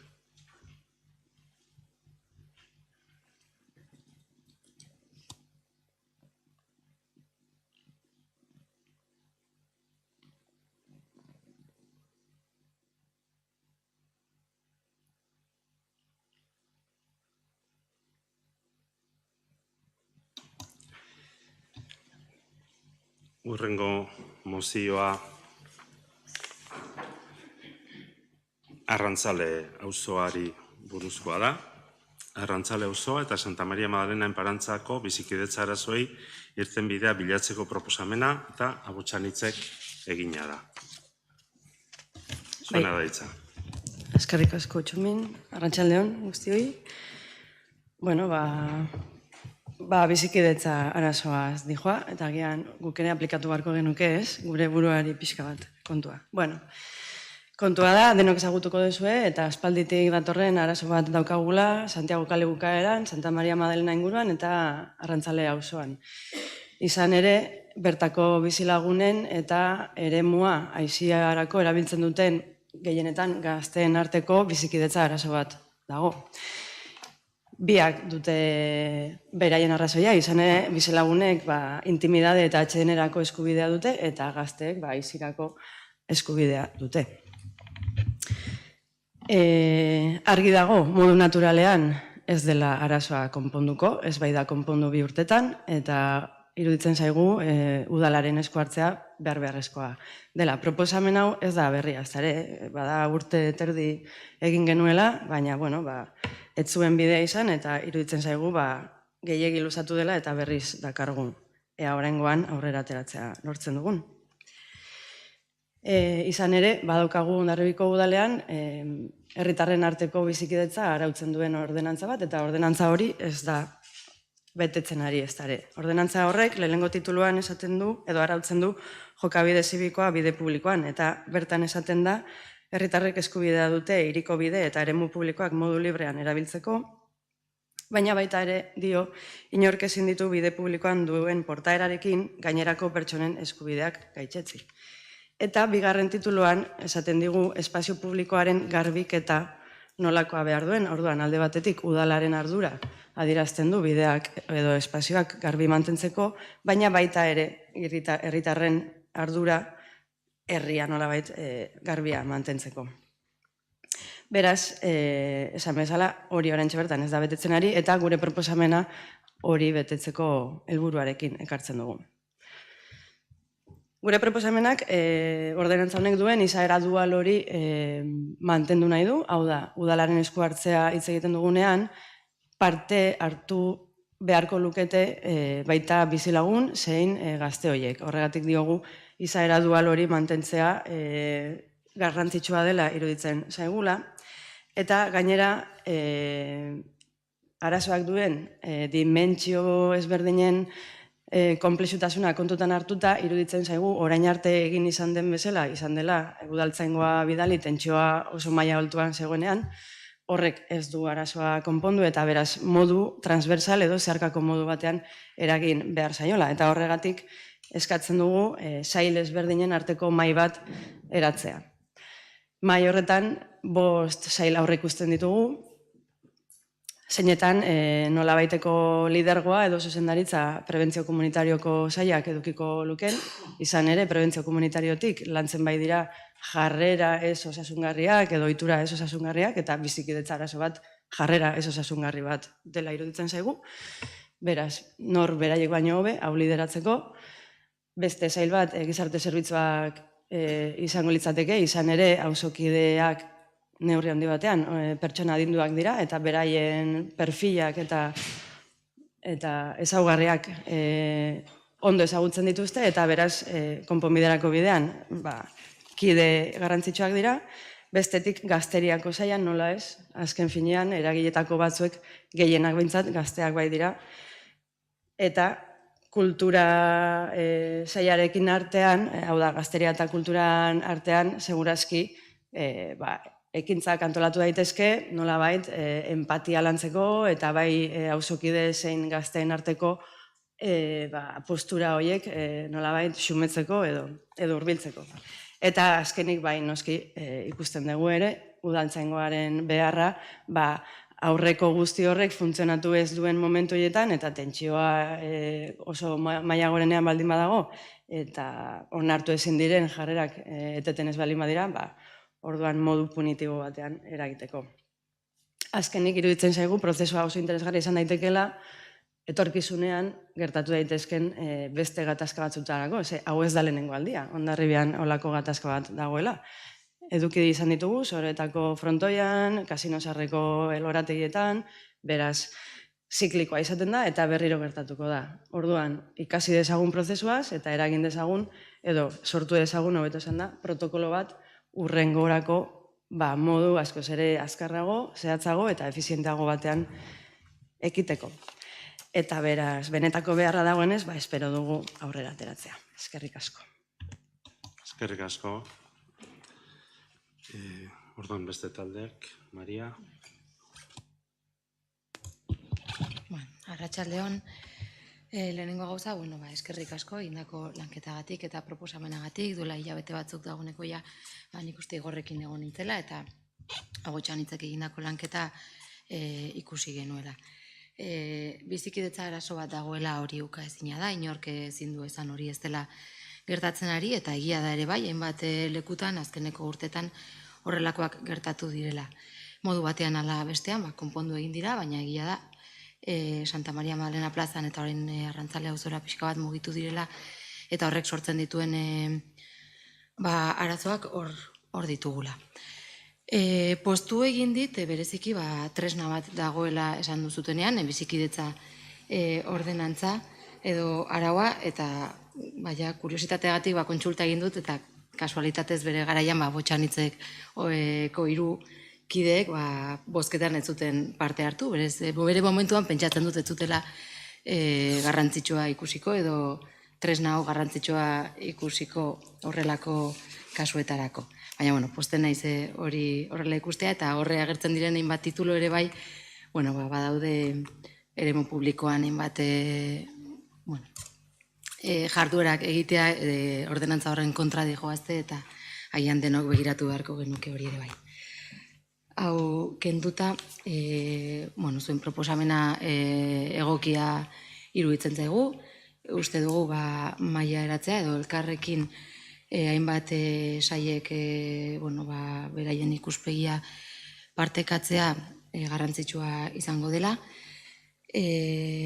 Azkeneko urtetan esan dudan bezala, Arrantzale auzoan egon diren arazoak, momentu batean udaltzaingoaren presentziarekin lortu genuen arazoa konpontzea, baina berriro sortu da eta uste dut lanketa berezi bat beharko duela.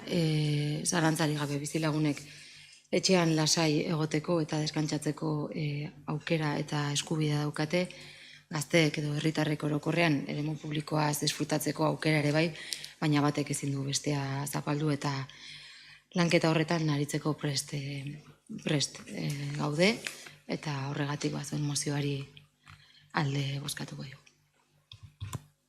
Eskerrik asko, beste taldeak. Ez?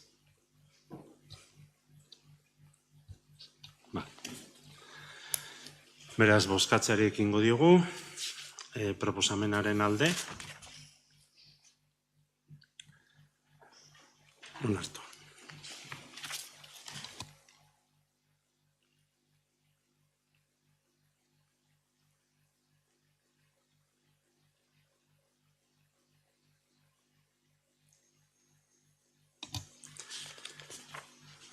Hurrengo gaia, beste mozio bada, moción del PSE sobre el catálogo de protección del patrimonio histórico. Ondare historikoaren babesaren katalogari buruzko PSE-ren proposamena guk aurkeztu genuen gure mozioa bertako ondare historikoaren katalogoa eskatzen zena eta baita bertan babestutako eraikinen publikazioa zeintzen ere. Aztertu dugu egoeran, irailean, alderdi sozialistak jakin zuen, bila eraisteko eskatu zela, Oiar eta Enara, eta haiek isiltasun administratibotik erantzun ziren. Eta guk idatzi bat egin genuen, Eusko Jaurlaritzako ondare sailera, eta bertan, azaroaren 23an erantzun zitzaigun, horren jakinarazpenik ez zutela esateko, eta azkenan kultur departamentutik erantzun zen Foru Aldunditik. Azkenean, bertako arkitektoren txosten bat jaso genuen, non esaten zen udalak ezin zuen lizentzia hori atzera bota. Hala eta guztiz ere, idatzi horretan, ondarearen zuzendaritzatik esaten zen bi eraikin horiek behin-behineko balorazioa zutela. Eta oraindik ere bertako ondaren erregistroan sartu dezela eta erdibideko babesa zutela. Eta 7.990 urteak esaten du babes berezia emango zaiela eta bertan erregistroan kalifikatuta dauden eraikina bakarrik hartu behar direla kontuan. Eta erdibidekoak direnak horiek baita inventarioan sartzen direnak ere. Hala eta guztiz ere, aplikatu daiteken honek administrazioari eskatzen bai eragiten dio, bai foru administrazioari, bai toki administrazioari. Hala eta guztiz ere, aldundiak txosten bat agertu zuen, eta bertan adierazten zuen, babes horiek, babes neurriak, Eusko Jaurlaritzarekin bat egin behar dutela. Eta bertan ezin dela eraitsi ez erabat, ez zati batean bertako ondoreak. Oinarrizko ondarea baldin badira, eta azpimarratu egiten du eraikin hauen barneak babesteko behar izana zein den. Babesari dagokionez, oinarrizko dokumentua ondare historikoaren bat da, eta bertan hirigintza planean txertatu behar da, eta ondarriban ez daukagu horrelakorik. Bertan eraikitako eraikinak babestu behar dira, identitate dutenak ondarribia bertan, eta bertan tuki ezinak ezin diren balioak gainditzen dituztenak. Eta bertako balio inmaterialare kontuan hartu behar da. Hala ere, bertako toki ondarea kontuan hartu behar da, eta bilatu egin behar dira dokumentu horretan zein diren babestu beharreko balioak bere hirigintza ordezkatzen dutenak eta historia ordezkatzen dutenak. Katalogoak berak dokumentu bat da eta bertan ondare kulturalak babesten ditu. Baita oinarrizkoak ere, tokiko instrumentu bat da eta zabaldu egintzen hau udal osora. 6/2019 legeak bertako ondarea babestekoak esaten du zein diren erabili beharreko jarduketak kultur mailan eta zein 3 mailetan eragin behar den administrazio publikoen hartan. Eta 3 maila hauek banandu egiten ditu daukaten balio kulturalaren arabera. Eta hor badaude babes bereziko ondareak, erdibidekoak eta badira oinarrizko maila dutenak ere. Incluidos en los catálogos de los documentos vigentes. Horiek guztiak gehitzen dira hirigintzako planteamenduaren barruan. Eta era berean, urriaren 27ko bilkuran, Alderdi Sozialistak Bilduk eta Botxanitzek elkarrekin mozio bat prestatu genuen, hau batez onartu zena eta zentza erekin horien babesa zabaldu behartzela. Hori guztiak kontuan izanik, egia da, APOaren onarpena oraindik ere zalantzan dagoela, eta bertako dekretu ezberdinak eta kontuan harturik zeintzuk diren informe ezberdinak, hemen zera eskatuko dugu. Bertako katalogoan hartzen diren eraikinak kontuan hartzeko bertako plan orokorra onartu arte. Katalogoa berraztertzeko eskatuko da eta interesekoak izango diren dokumentuak hartu. Bertan, hirian babestutako eraikinak zein diren agertzeko eta mapa eta katalogo hori guztiak publikak egiteko. Eta era berean geldi daitezen edozein eskabide eraikin hauetarako daukaten babes maila delakoa delarik ere. Mila esker. Ordan beste taldeok ere parte hartuko dugu. Sin ánimo de... Eta polemikarik sortzeko inolako asmorik gabe. Párrafo se indica que las... Lehenengo parrafoan, aipatzen da, baimen hauek isiltasun administrazio bidez eman zirela. Eta azkenekoan, justu proposamenaren aurrean datorren paragrafoan, aipatzen da, lizentzia horiek etenda daudela. Las licencias a las que se hace referencia han sido denegadas. Baimen horiek ez dira, eman beraz. Eta gainera, zoruaren legaren artikulu bat irakurtzen baldin badugu, esaten da, lizentzia baimenak legitimatu zilegitu egiten dira bertako jarduketak eta baita bertako erabilerak eta jarduerak ere. En ningún caso podrán adquirirse ni aun por silencio administrativo positivo facultades o de... Eta isiltasun administratioekin ere ezin dira bertako araudiaren kontrakoak izan. Eta aipatu dugun moduan, ukatu egin dira bi baimen horiek. Las mencionadas licencias por decretos de alcaldía y claro, y volvemos a las consecuencias de... Eta berriz ere apoaren ezeztatzea dituen ondorietara itzultzen gara eta beste ondorietako bat da,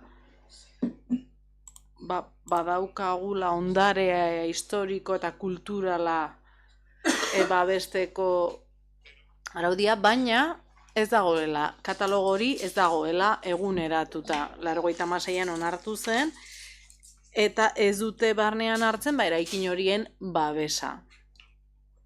Eta ez dute barnean hartzen beste babes motarik ere. Ze ez daude elementu babes, Eusko Jaurlaritzak ez Foru Aldundiak babestutako eraikin horien katalogoa jasotzen eta horregatik eraisteko agindu hori hor dago eta ez da eta eraisketa horiek saihesteko inungo jarduketarik ez dute biltzen. Arau subsidiarioetako aurreikusitako indarraldia igarota dago, orduan erabat berrikusi daitezke ezin da aldaketa puntualik egin planeamenduan, antolamenduan, ze hau da guretzat hau ez, hau da eskatzen ari dena hemen. Aldaketa puntual bat ze legez behartuta gaude dokumentu osorik berrikustera eta hain zuzen orain egiten ari da hori apoaren bitartez. Xedapen iragankor batek dio plan orokor guztiak eta arau subsidiarioak egokitu egin beharko direla lege honetara eta 8 urtean onartu beharko direla behin betiko eta zer gertatu da? Udaletxe askotan, udal askotan ez dela egin eguneraketa hori. Hemen bai egin genuen eguneraketa aurreko plan orokorraren bitartez, baina noski hasi ginen apo berria idazten 2020an eta izapidetzen, eta berriz ere egoera bat gertatu da, ezta? Eta 102 eta 103 artikuluak aintzat hartuta, ez? Adierazitako legearenak. Eta 105/2008 arau urgentziasko neurrien arauarena hor jasotzen dira zer kasutan egin daiteken zati baten berrikuspena edo osotasuneko berrikuspena eta horren arabera ezin da planeamendu antolamenduaren puntu jakin bat aldatzeko berrikuspen hori egin. Ez, errepikatzen ari naiz azken finean lehen esan dagoa. Eta gainean aita ez betetzekoa da. Orduan, bai, baditugu zailtasun batzuk hemen. Baina esan beharra dago baita ere, baimenak ez direla eman, ez ezatu egin direla. Eta horregatik iruditzen zaigu ezin dugula mozioaren alde bozkatu. Eta apoaren lanaren barruan, babes katalogo eguneratuak jasoko dituela. Askotan esan dugun bezala, horrek jasoko du, aurreko planak zituen alderdi onak, ez? Eta besteak beste, hauxe zegoen, babes hau, aurreko planean. Bai, ez? Bai, Xabier. Euskara esaten da izenik ez duena ez dela, eta esaten ez dena ez dela gertatu izan. Bueno, guk honen berri izan genuen zuzenean kultur ondarearen zuzendariaren bitartez, Mikel Aizpuruaren bitartez. Oso kezkatuta zegoela, jaso zuelako Hondarribiko udaletik auzi hau. Gogoratu behar dugu bi eraikin hauek direla jendea jakiteko. Ramon Rotetaren jatetxea zenaren eraikina bat, eta bi, Oliarrenea, Alfonso Sastre, dramaturgo ezaguna, eta Eva Foresten bizilekua urte luzetan. Haitze egin genuen Lorea arkitektoarekin, eta esan zigun oso kezkatuta zegoela, ze apo indargabeturik zegoela, eraikin horiek babesi gabe zeudela, eta berak ez zuela modurik ikusten urteotan. Gauzak horrela, hitz egin genuen, orduan kultura zuzendaria zen Mari Jose Telleri Aldundian, esplikatu genion eta bidali genion dokumentazioa, galdetu genuen, ez genekien ze egoeratan zegoen Alfonso Sastre eta Eva Foresten etxean, haiek 2012, bueno, zai gogoratzen ze urtetan hain zuzen, baina saldu zioten Gipuzkoako Aldundiari beren liburutegi osoa. Eta salmenta horretan zehaztu egin zuten haiek bizirik zeuden bitartean liburutegi hori beren etxean geratuko zela. Kezkatuta geunden, behin Alfonso Sastre hilda, ondare horrekin zer gertatzen zen. Eta galdetu genuen bai Koldo Mitxelenean, eta gero eskatu genion Mari Jose Telleriari berari argitzea kontu hori. Eta Mari Jose Tellerian bitartez jakin izan genuen uste biltegi batera liburutegi gehien aterea zegoela. Oso kezkatuta geunden eta hitz egin genuen babesa emateko. Iruditzen zaigu eta baten batzu badakite, esan dugulako, iruditzen zaigu mingarria. Hemen herri honetan, hiri honetan bizi izan diren pentsalari eta idazle mundu mailan aski ezagunak, haula noarkabean pasatzea, eta beraien izan den bizilekua galbidean jartzea. Nik uste denok galtzen dugula. Eta emandako azalpen haiek neukan asmori esateko, baina iruditzen zait egiari zor esan behar direla.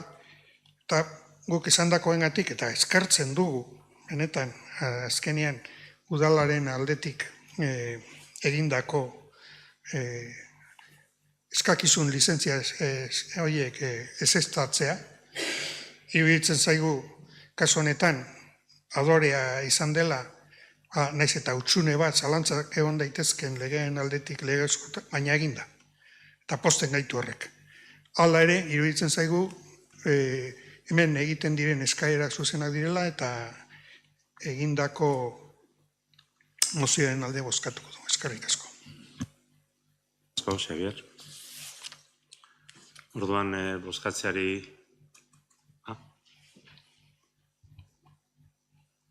Bigarren buelta. A ber, Josu. Barkatu, Itxoin, a ber. Ezin dut galdetu.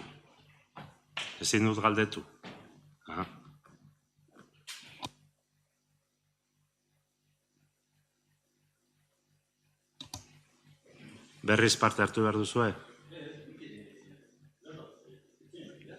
Hori ba?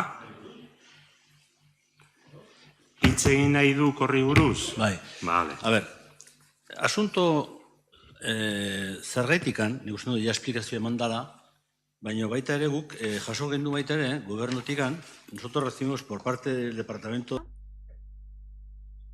Eusko Jaurlaritzaren idazkia jaso genuen,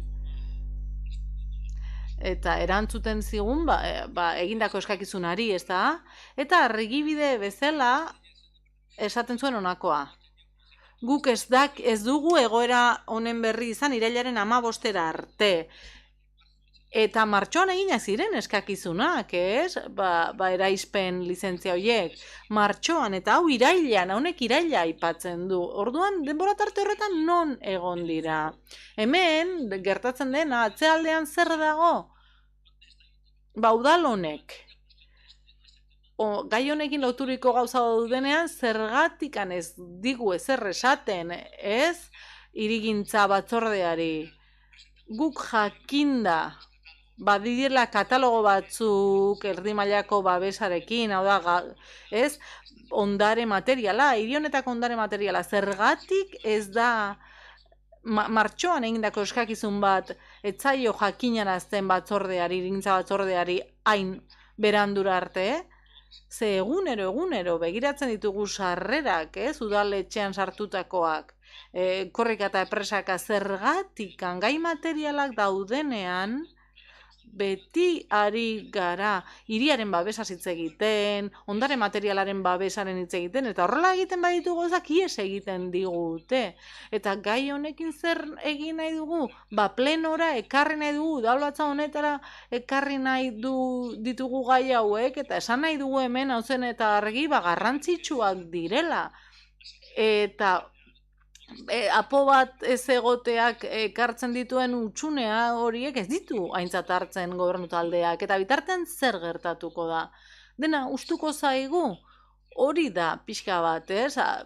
Atentzioa deitzeko nahi hori gure aldetik, alderdi sozialistaren aldetik. Eta horregatik aurkeztu dugu gai hau, ez? Legalki alda, ez da, ezin da, baitira, udal honek ere batzuetan aintzat hartzen ditu gai batzuk, benetan ez direnak oso legezkoak, baina interesatzen zaionean egiten du. Muy respetable la opinión. Oso errespetagarria, zure iritzia.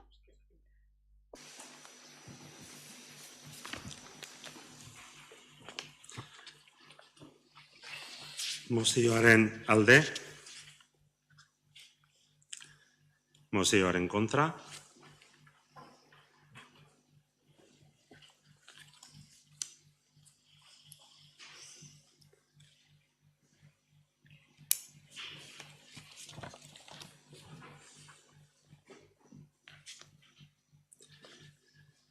Hurrengo mozioa. Amnesty International erakundearen protesta babes dezagun ekimenera batzea, agotxan hitzek aurkeztutakoa. Zuena deitza. Bai, eskerrik asko. Amnistia Internazionalak ekimen bat abian du orain egun hauetan protesta babes dezagun lelopean eta horri batzea proposatzen dugu. Amnistia Internazionala erakundea torturaren eta heriotza zigorraren aurkako erakundea da. Mundu mailan giza eskubideen aurkako bortxaketa eta lege hausteak salatzen dituen txostenak kaleratzen du urtero eta preso politikoen aldeko banakako ekintzak bideratzen ditu.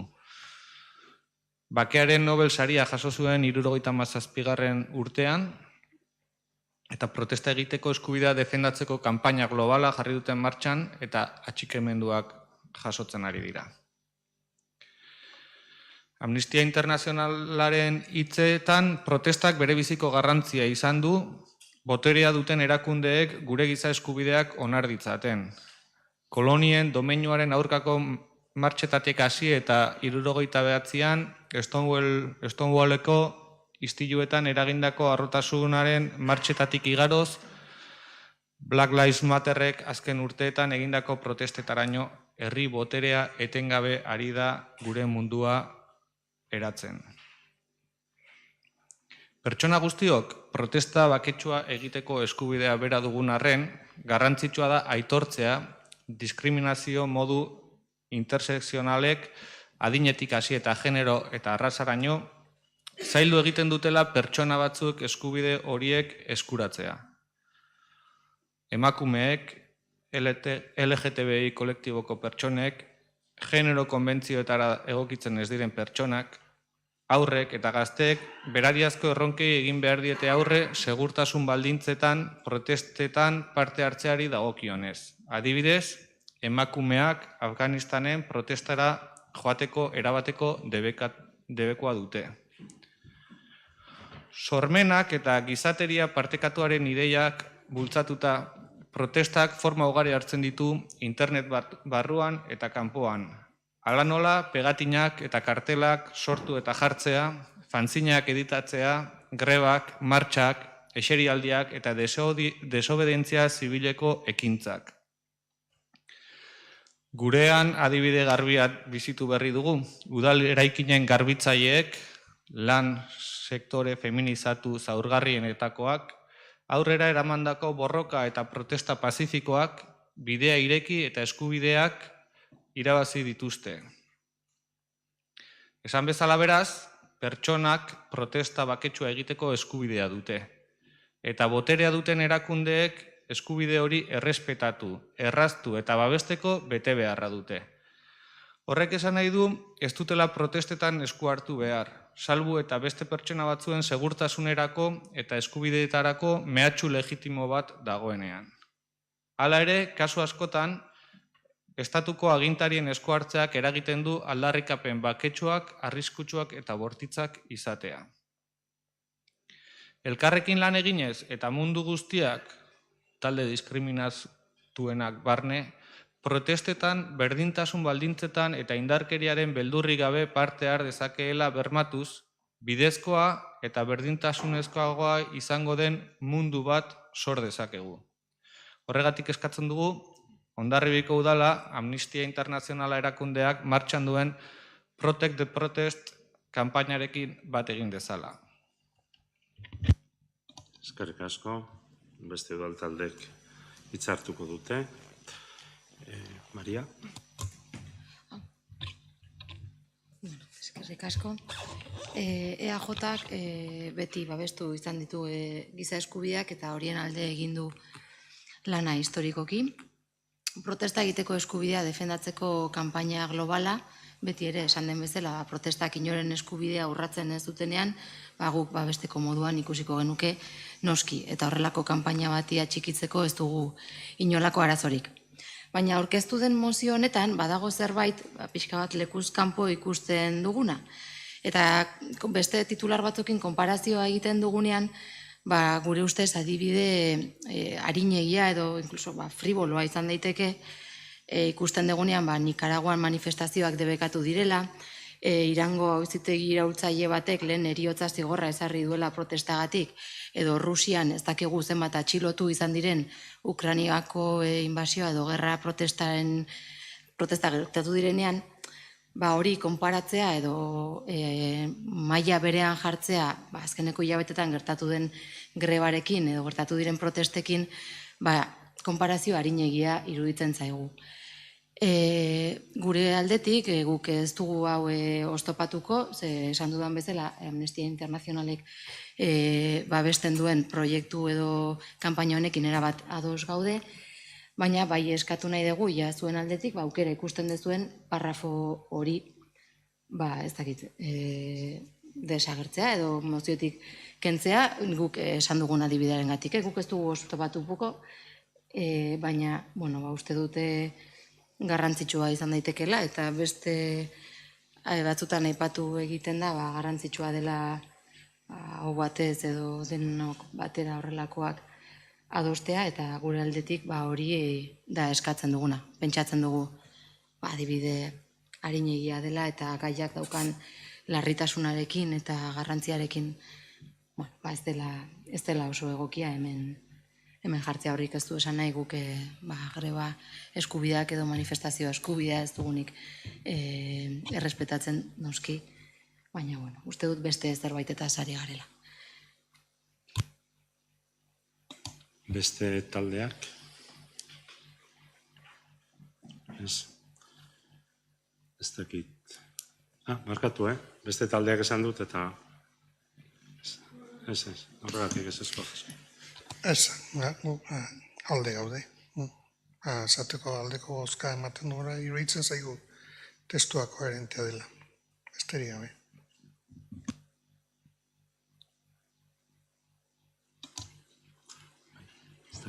Ez dakit. Bai, ez dakit ulertu den, edo gaizki azaldu nahi zen, edo testuan ez dagoen modurik egokienean jasoa, baina ez da konparazioa egite asmoa, uste dut gainera horrelako ekimenek badutela nolabait lekukoari begiratutako ikuspegi bat, eta kasu hauetan askotan erresa izaten zaigu ulertzea eskubideen urraketak ematen direla munduaren beste leku batzuetan, eta ziur nago Afganistango boterean dauden eragileek ez dutela ikusten beraien herrialdean eskubide urraketak ematen direnik, edo hemen jarri diren Errusiako beste hainbat boterean dauden eragileek ez dut uste zalantzan jarriko dutenik gerra baten testu inguruan ematen diren egoerak lekuan lekukora gerturatzeak da honek ematen dion balioa. Eta ez dakit zer den proposatzen dena kentzea, jartzea, azken finean egiten den proposamena da irakurketa, guk egiten dugun irakurketatik egiten den proposamena da Hondarribiko udalak, Amnistia Internazionalak martxan duen Protect the Protest kanpainarekin bat egitea norberak egiten duen irakurketa, baina bestela ez dakit etenaldi bat behar den testua egokitu, bateratu, ikuspegiak guk lehen etxiko genukena zen adostasun osoa baldin badauka, bai bestela ez baldin badu guztion adostasuna, bertan horrela dagoen bezala planteatzea, baino ez dakit etetea aurretik ere bidalita zegoen eta ez dugu elkarritz egin, ez dakit orain bideratzeko aukera dagoen. Esan nahi dudana da, oso ondo ulertzen dudala, gauza da hemen ez gaudela gerra batean, gure ustez ez dira eskubideak urratu, gutxienez gure aldetik, eta horregatik lekuz kanpo ikusten dugu mozio honetan egon den lan arazo edo lan rebindikazio bat hemen jartzea. Bai, lekuz kanpo ikusten dugu, ez dugu ikusten maila berdinaz hitz egiten ari garrela. Horregatik digu. Markatu. Ez dakit, zer iruditzen zaizuen? Proposamena egin dutenen aldetik galdera da, Igor. Bi aukera ditugu, eten bat egin eta hori pixka bat aztertzea, edo aurrera egitea. Etena egitea proposatzen da, beste gadoz gaude? Noski, hauztan ere erabakia, eta horregatik ari nez galdetzen. Bai, nik uste dut, denen artean hitz egin behar dela adostasun osoa, hau bateko adostasuna lortzeko baldin bada,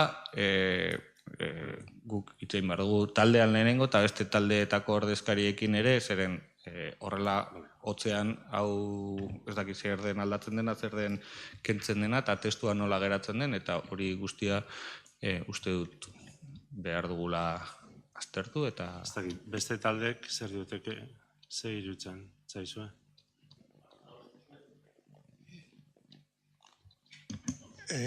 Irakur daiteke literalki zertan proposatzen dena kentzeko?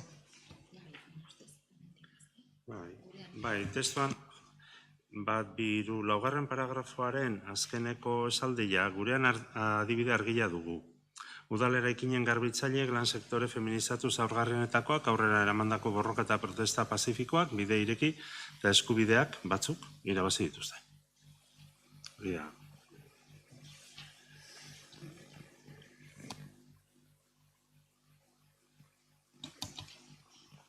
Zer irutzen zaizue? Etena egin dezakegu 5 minutukoa? Nik uste talde proposatzailea eta zuen adostasunerako aukera badago, baina guk ez dugu proposatu. Vale. Bueno, 5 minutu. Mesedez, eskerrik asko.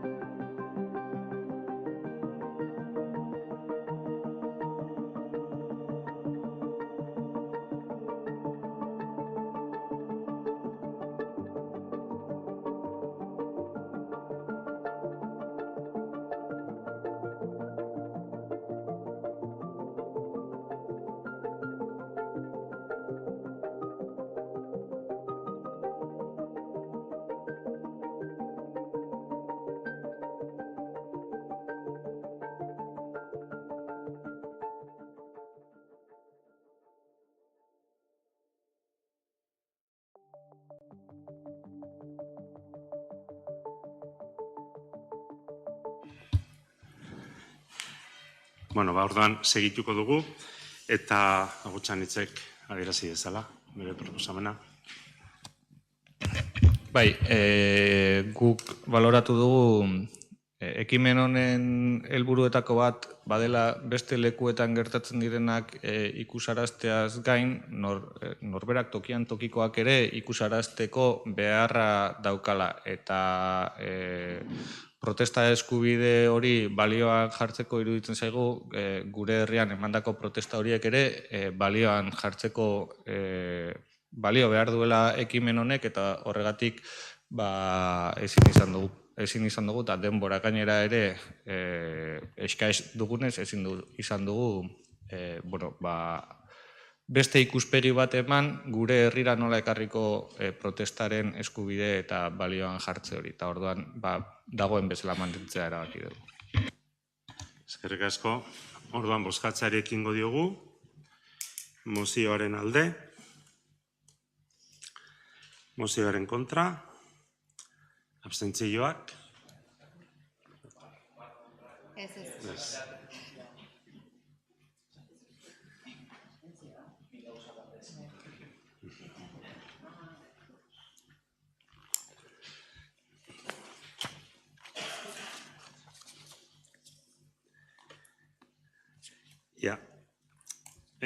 Hurrengo mozioa EH Bildu taldeak aurkeztua da, eta udal talde guztiei dedikazio osoko zinegotzi izatea proposatzen da. Zuena da hitza, Xabier.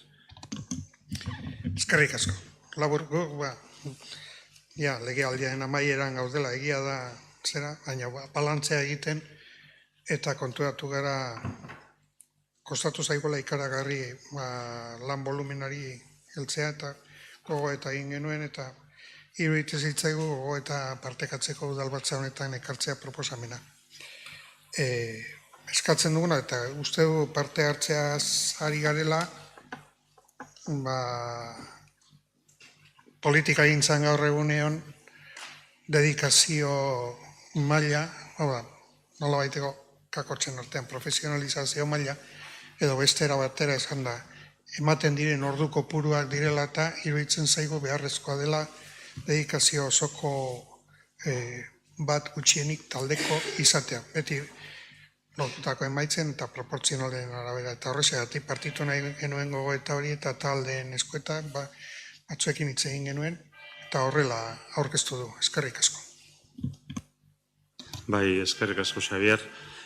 Guk eskertzen dugu gogoeta egitea, eta gainera gogoeta horretan une desberdinetan aritu garela agintaldi honetan zehar. Eta hori dela eta hainbat aldaketa ere proposatu direla. Ez da izan orain dela 3 urte terdi abiatutako plantamentua, hori aldatu egin zen, eta besteak beste PSEek eta EH Bildu bereziki buruzari naiz, gaizki esaten balin badut zuzendu lasai, egindako proposamenekin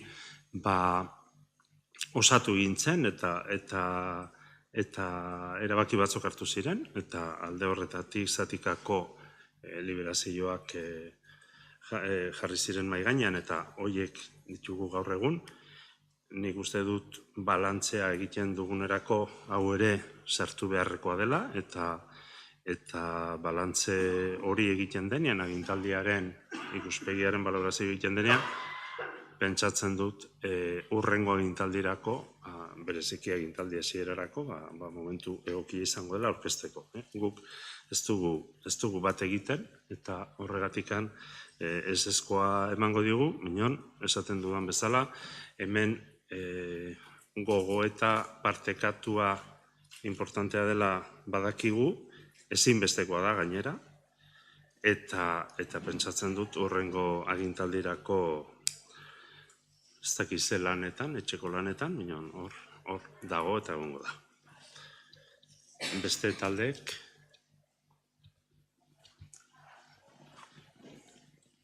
Bai? Bai, eskerrik asko.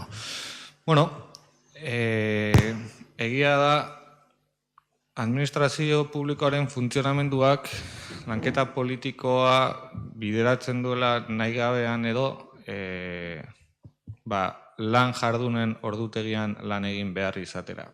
Hori izan da mai gainean jarri izan dugun gogo eta horrek ez duela ahalbidetzen guk berez ulertuko genukeen politika egiteko modua, ez? Hau da, bakoitzak bere tarte librean edo herriari eskaintzeko dion indarra eskaintzea. Eta ulertzen dugu, EH Bilduk egiten duen proposamen hau izan ere nekez baita posible, behintzat Hondarribiko udalean lan egiteko ditugun sistemak izan da dedikaziorik gabeko pertsonak lanketa hauetara dedikatzea. Bai lan volumenagatik, bai ordutegiengatik, eta azken finean bideratzen diren prozedura guztiak bideratuta daudelako lanbidez jardun behar izatera. Eta hausnarketa hau egitea interesgarria litzake, gure buruari ere jarri beharko bai genioke ardura, ez soilik herritar ordezkariak garenok, baizik ere herritarrak ere nola egiten ditugun herriaren parte. Eta hor dago nolabaiteko gogoeta jorratu beharko genukeena, ez da inoiz berandu gure iritziz gogoeta hori egiteko eta guk aldeko bozka emango diogu balio dezala gogoeta horretan gure buruari ere estutzeko nola egiten dugun, bai gure jardunak eta baita herritarren jardunak udalarekiko ahalbidetu ahal izateko. Eskerrik asko. Bai, zu? Bai. Bueno, nik uste dut, hau guain dela azkeneko legealdian, eta horretik dut, bai, nik uste dut gai hau astartu zala egin gendula. Y bueno, yo creo que en la última legislatura... Eta azken aurreko legegintzaldian, gai hau planteatu zen. Eta lortu genuen aurrerapen bat, izan ere, bertako udalen legeak, Euskal Udalen legeak, bazituen oinarri batzuk, izpiritu bat, nolabait, oposizioari ere, zuen balioa emateko, balio estrategikoa emateko, eta beharrezko balioa emateko, oposizio gisa ere, egiten zen jardunaren jarraipena egiteko, gobernu taldean jarraipena egiteko. Eta iruditzen zait, honek baliorik badu, bai, gobernu taldeek badutela balioa, eta oposizioa berak ere, bai, jarraipena egiten duelako egiten den lan guztiarekiko. Baina egia da, bitartekoak ez direla berdinak batzuentzat eta besteentzat, egia da, udal batzuetan, behar bada, bertako herritarren volumenagatik, edo oposizioak badituela bitartekoak Hondarribiko udalak ez dituenak. Egia da, aurrera egin dugula, baina aurrera pauso horiek ez direla nahikoak izan. Horregatik, eskertu egiten dut EH Bilduk analisia hau planteatzea. Batez ere, eta datorren legegintzaldirako balioko badu, aurrera egiteko beste osaketa mota batean, non zinegotziek edota herritarron ordezkariek izan ditzagun beharrezko bitarteko horiek nolabait beren lana duintasunez, lasaitasunez egin ahal izateko. Egia da, kontziliazio familiarra hor dago, zinegotziok eta hemen parte hartzen dugun pertsonok baditugu gure familiak ere, kontziliazioa behar dugu beraz, eta nolabait esateko guk egia da, herritarren zerbitzari garela, horrela ulertzen dugu gure lana eta horrela jarduten dugu. Baina, bitartekoi dagokionez, udal honetan iruditzen zait hobekuntzak izan ditzakegula. Eta legegintzaldi honetan ezinezkoa bada, amaitzear dagoelako, urrengo legegintzaldean borondate hori agertu beharko genuke denok, urrengo legegintzaldean gutxienez hemen, ordezkaritza dugun alderdi guztiok, gutxienez, babes bat, bitarteko bat izateko nolabait bideratzeko eta errazteko informazioak, erregistroan sartzea gure lanak, hau da, udalean egiten denaren ispilu erreal bat izan zagun, izan ere bestela badakigu, beti zailtasunak izango ditugula, eta iruditzen zait, zailtasun horiek ez dutela laguntzen, eta oposizioan gaudenok dauzkagun bitartekoekin ezin dugu, gaur-gaurkoz lan on bat egin. Orduan, bozkatzearekin diogu, proposamenaren alde, proposamenaren kontra,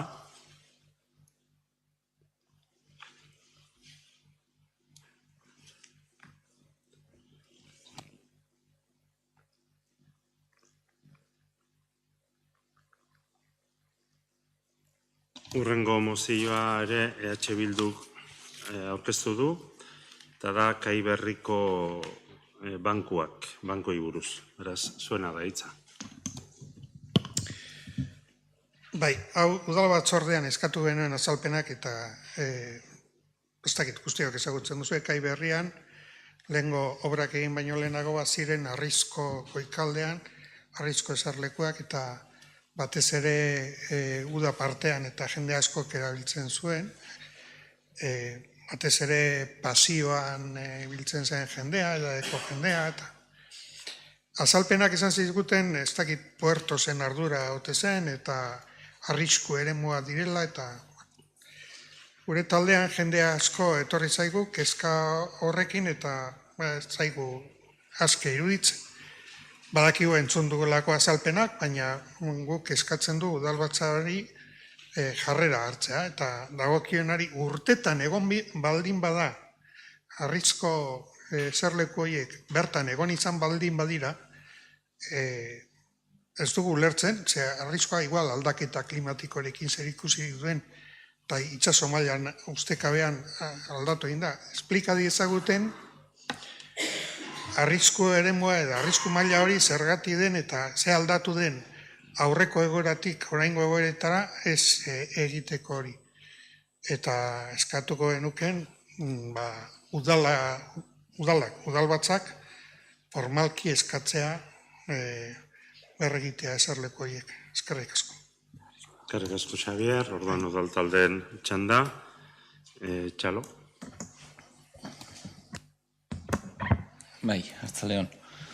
Bai, Xabier, batzorrean aipatu nizuen, aipatu nizuen moduan nizuen denekeri, batez ere, hoi kaiako infrastruktura bada, ez da leku bat asialdeako, ez da pasatzeko, ez da bainatzeko, ez da hoietako. Eta horregatikan kendu omen dute bankuak.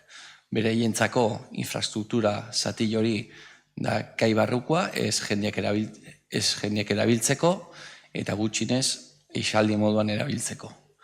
Guk ere bai, lehenotikan deia ingenien telefonoz hori zergatikan kendu zuten azalpaken emateko, azalpena nik emandakoa dire, eta gaur goizen telefonoz berriz ditu diet esanez mesedez jartzeko, idatziz egingo dugu eskaera baitare, eta erabat ados gaude jarri erdiela o eskaera, eta ea jartzen dituzten.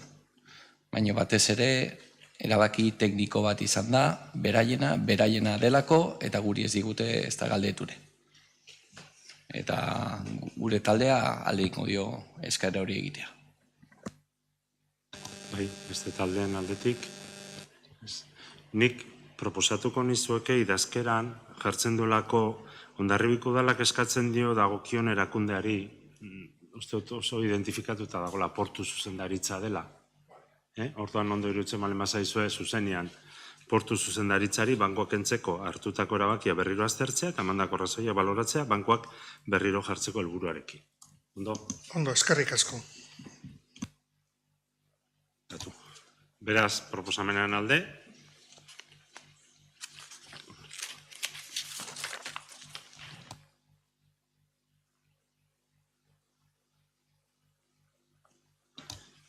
Bai.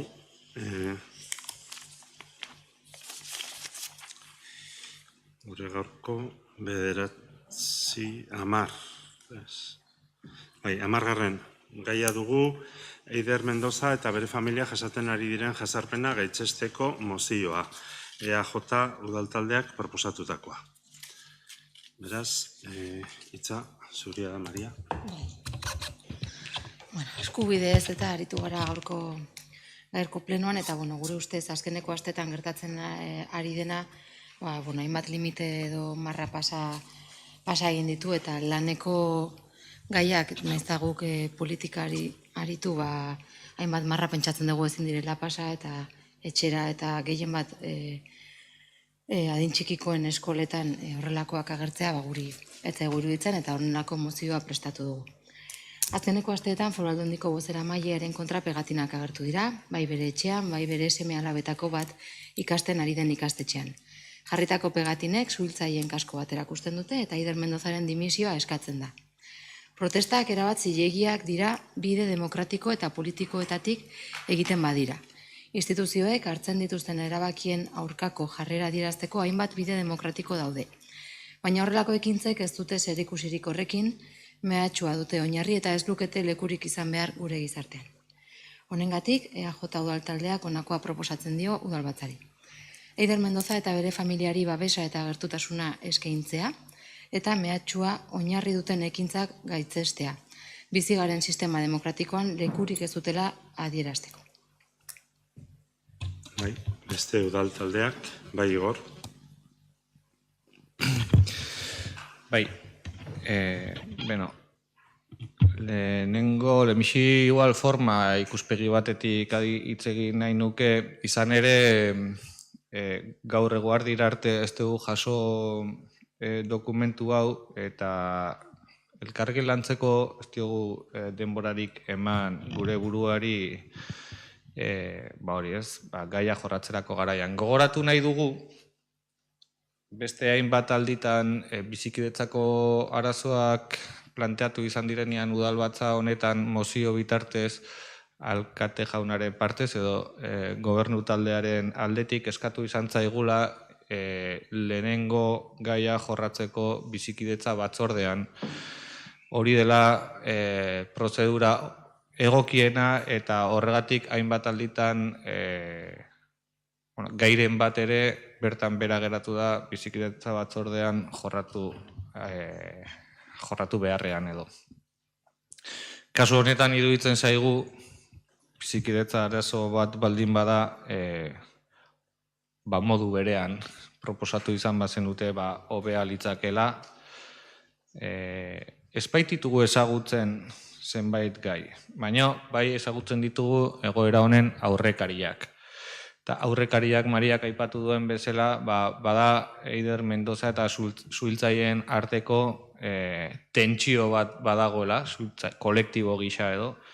Denbora daramatzate lan baldintza duinak eta intirinitate tasa jaisteko aldarrikapenekin suhiltzaileek, eta askotan salatu izan dute Aldundiak gaizki tratatzen dituela, modu prekarioan lan egiten dutela eta mespretxatu egiten dituztela.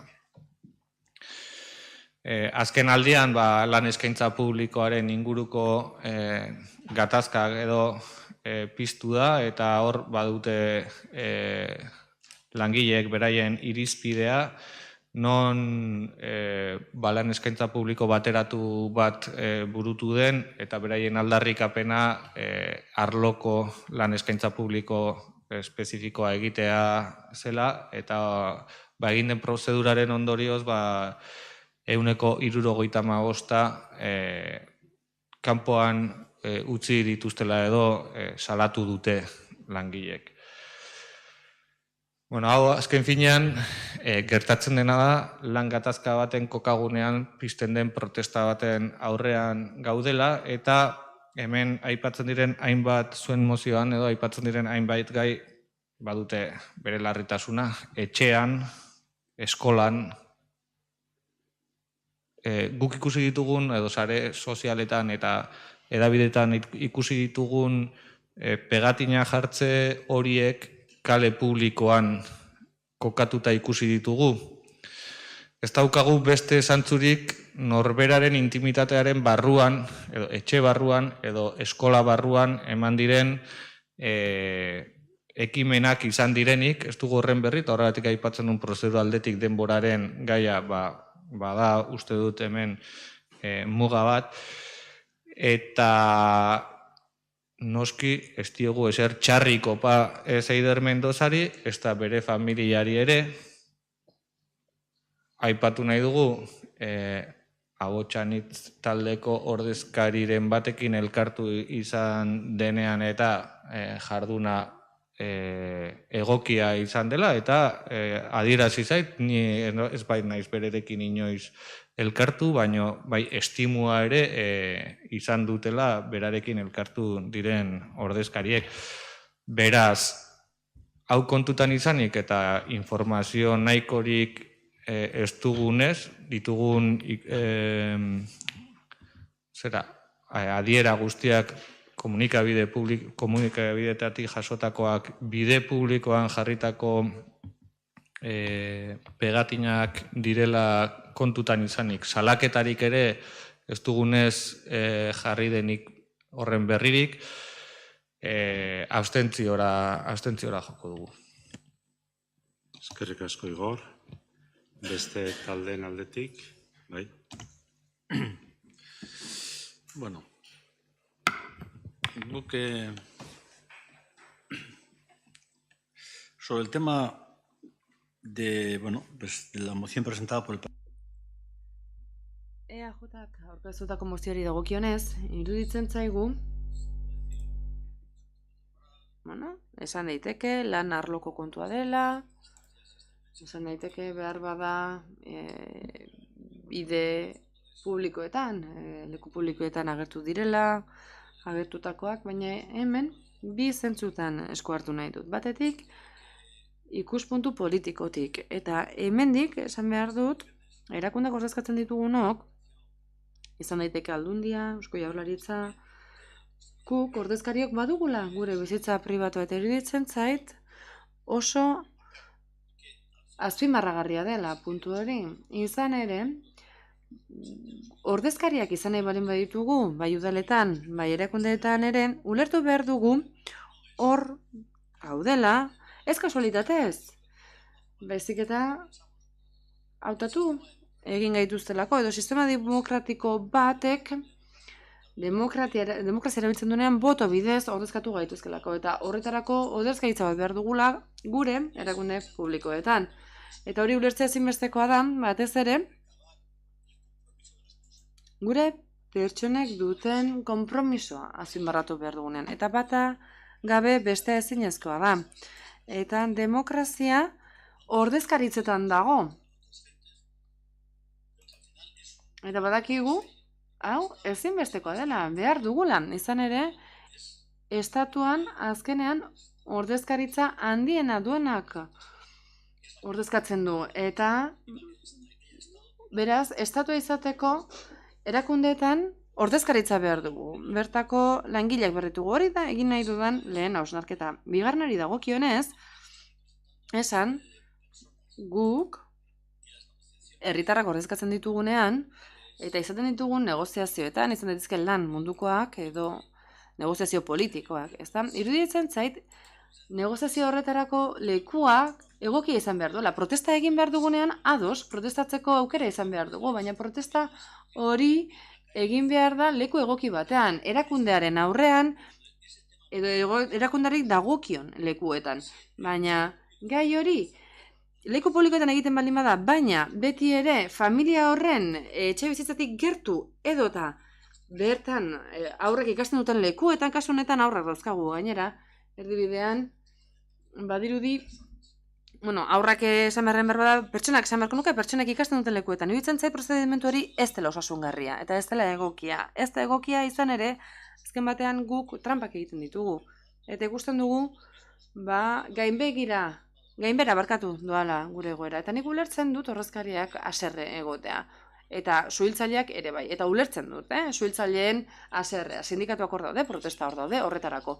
Baina, leku horretara trasladatzen baldin badugu gatazka, arrisku egoera batean jortzen gara. Eta ez gu bakarrik, honek egiten dien guztiak arriskuan daude. Eta kasu honetan, badakigu kaltetuak erakunde baten barruan daudela, erakunde horretan mai ezberdinak daude, negoziazioak daude, eta kasu honetan badakigu suhiltzaileak funtzionario publikoak direla, eta horretarako mai egokiak badaude. Horregatik, kontuan hartu behar ditugu bai lekua, bai esparrua eta bai zentzua. Bestela ez du aurreratuko.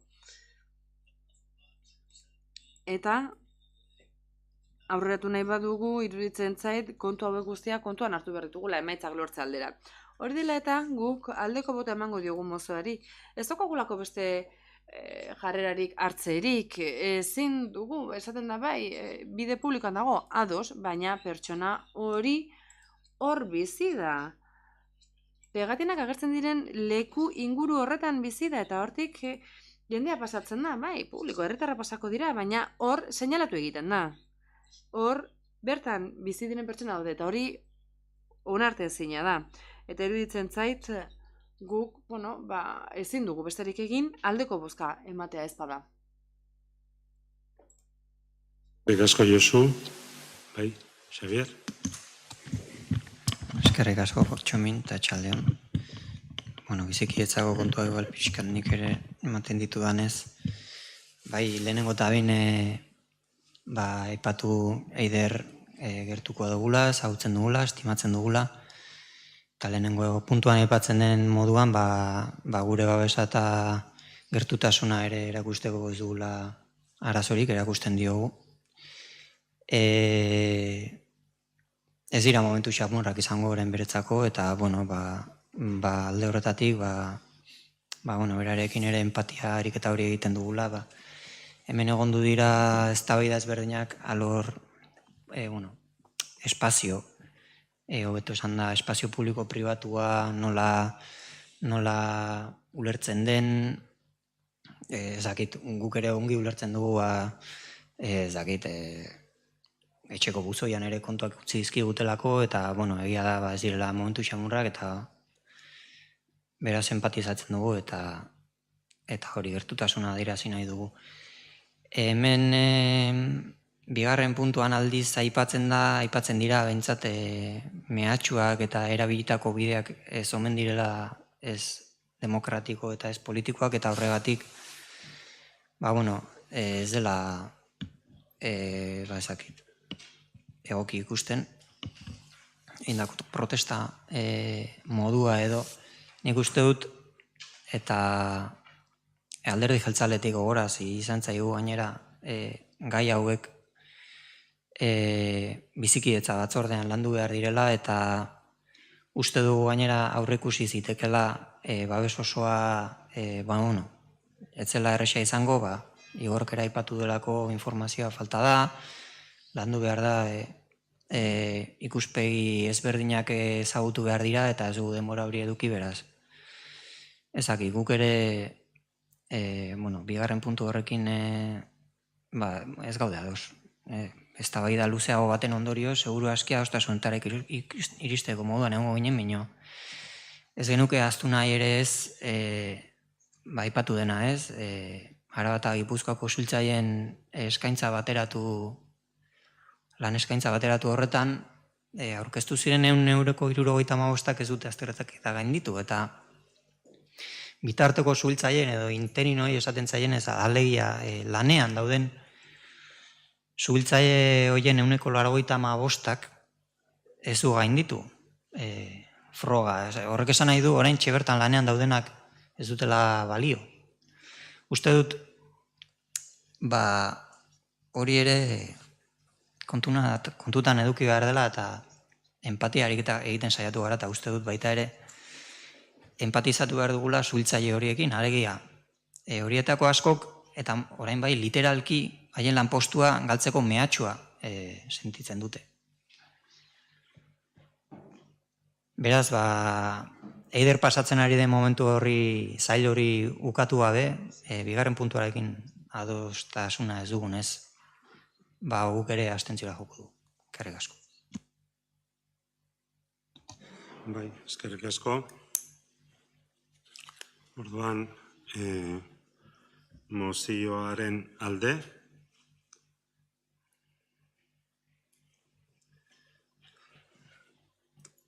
Abstentzioak.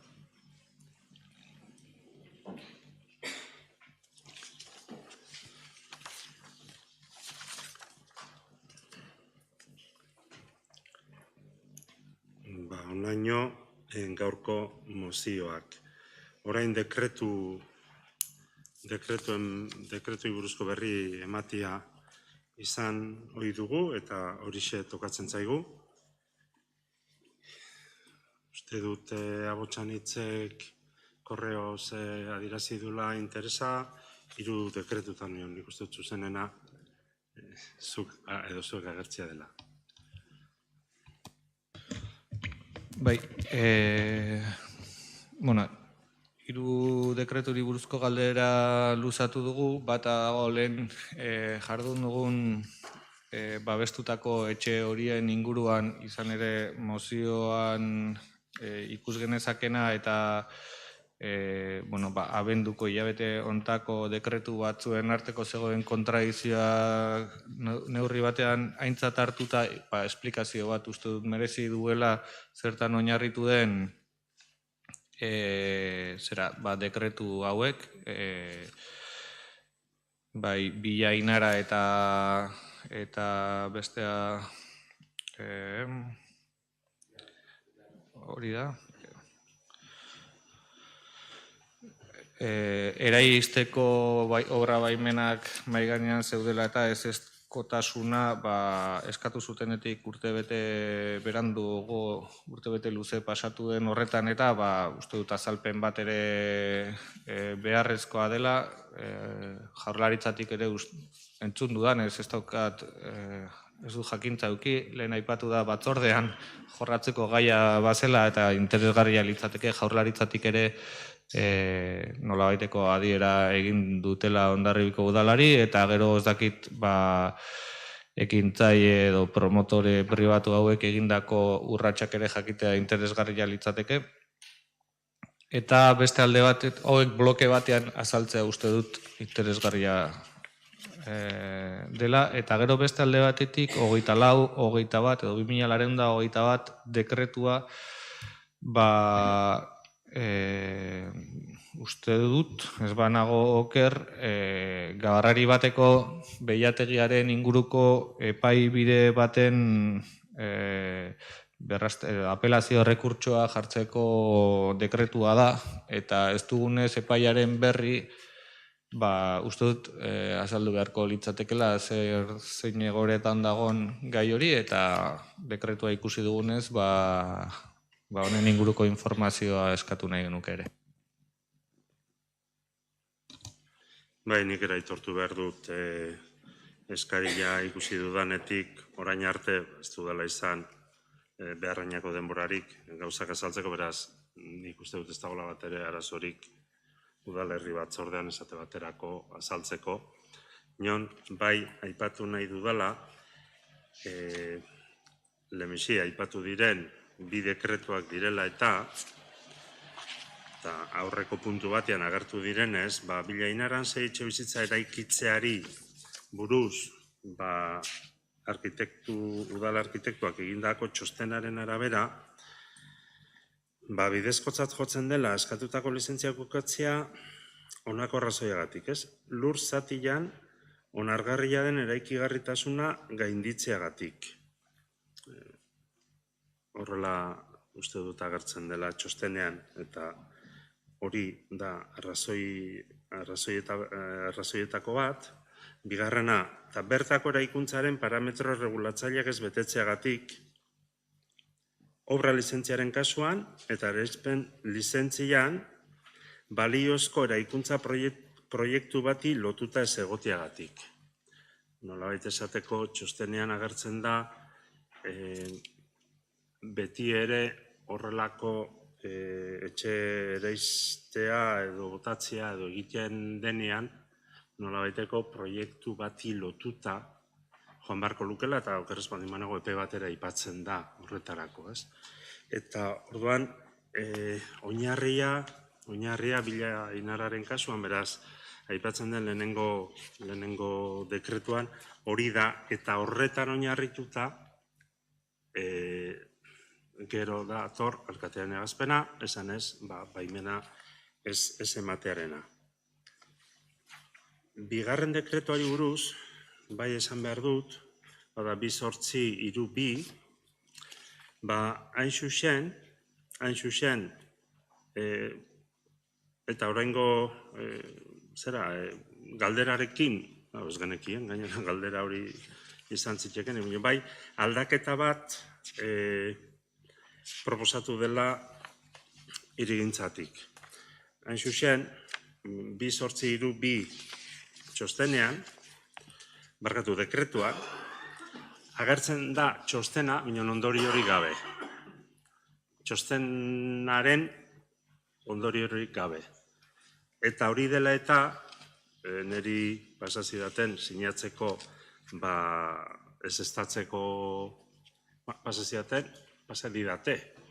ez estatzeko dekretua, eta gaur sinatu dut, oraindik ez dakiz zein den zenbakia, gaur sinatu dut,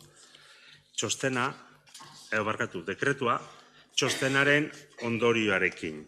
Eta bigarren txosten honetan, bidezkotzat jotzen da eskatutako lizentziak ukatzea, lur zatian onargarria den eraikigarritasuna gainditzeagatik, beraz arrazoi bera, lehenengoa, bigarrena, bertako eraikuntzaren parametro regulatzaileak ez betetzeagatik, obra lizentziaren kasuan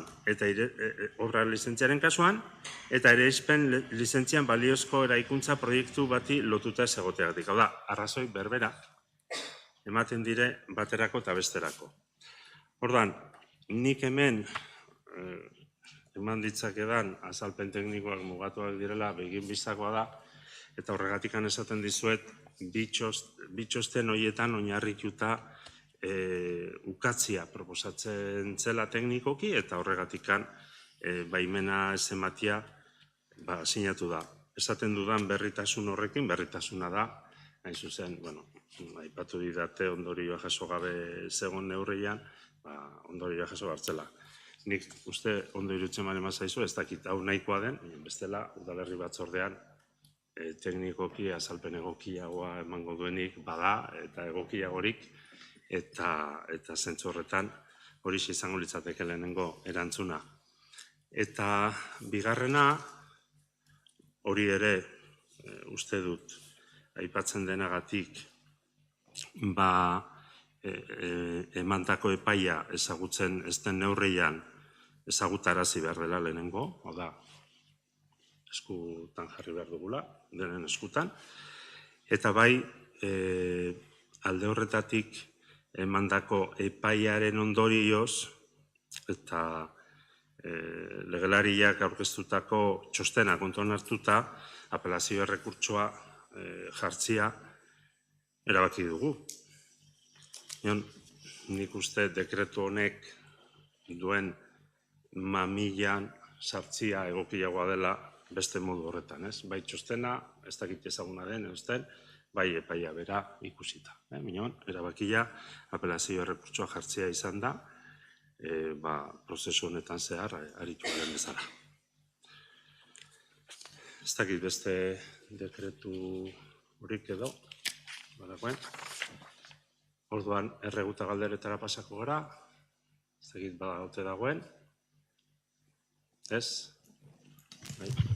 Bai, erregu bat, gure kasuan, aste honetan bozera maile bilera gondu da Osasun Bidasoa plataformarekin, eta erregua izango litzateke, Hondarribiko udalak alkatearen lidergoarekin eskatu diezaiola osasun sailburuari argi diezagun zein asmo duten Osi Bidasoarako, bai ospitaleko kudeaketarako, bai oinaurrerekin segertatu den, jendean nerviosten hasi delako eta egoera ez delako ona, ez?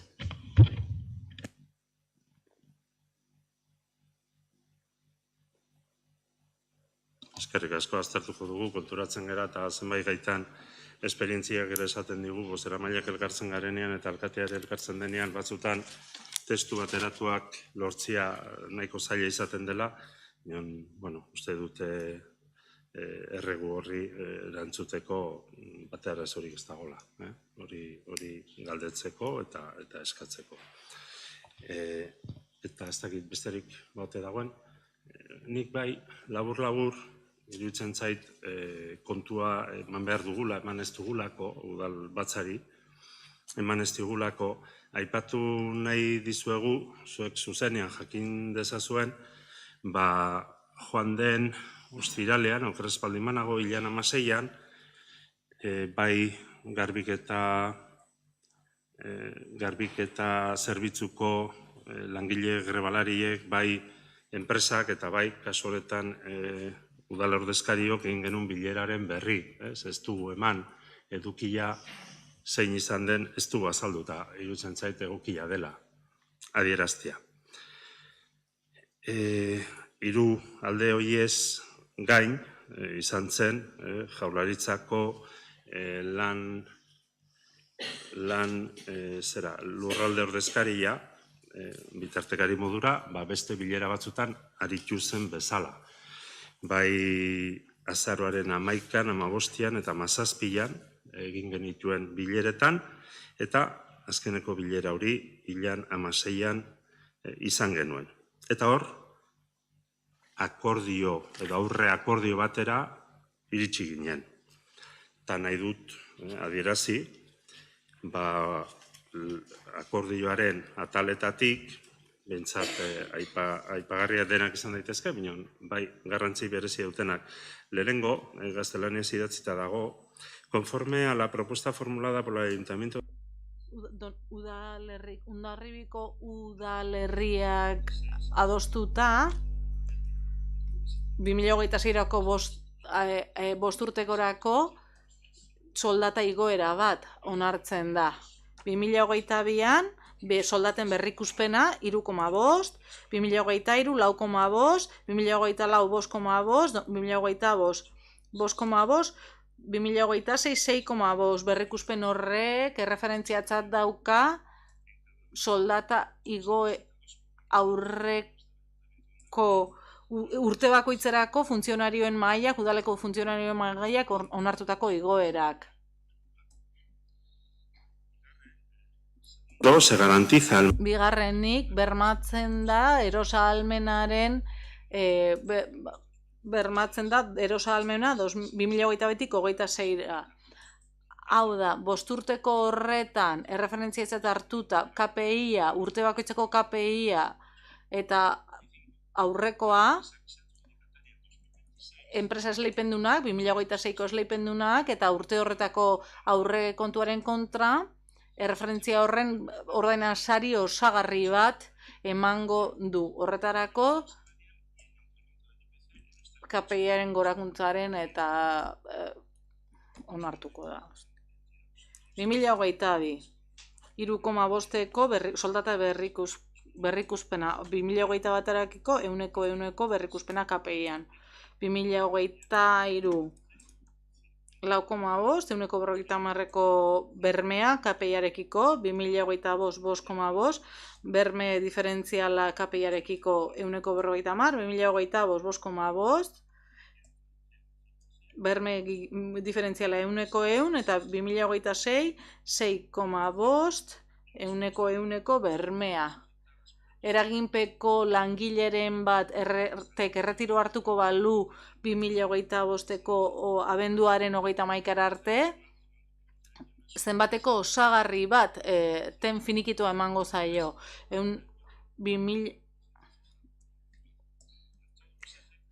Ondorio guztietarako, inflazioa kalkulatzerakoan, denbora tarte horretan, Gipuzkoako lurralde historikoko KPI hartuko da aintzat. Esan dezagun, ultraaktibitatearekin zerikusia duena, hitzarmenaren inaplikazioarekin zerikusia duena, antzintasuna bakanteak erabiltzeko irizpideak direla, urtero sortzen edo sor daitezken bakanteen betetzea egiteko zerrenda nola egingo den, ordaindutako lizentziei buruz, eta haure aipagarria iruditzen zait, las partes acuerdan cancelar las acciones Aldeek adostu dute greba denboran hasitako prozedura judizialeak bertan bera uztea. batzarra ingo zutela eta erabakia han hartuko zutela.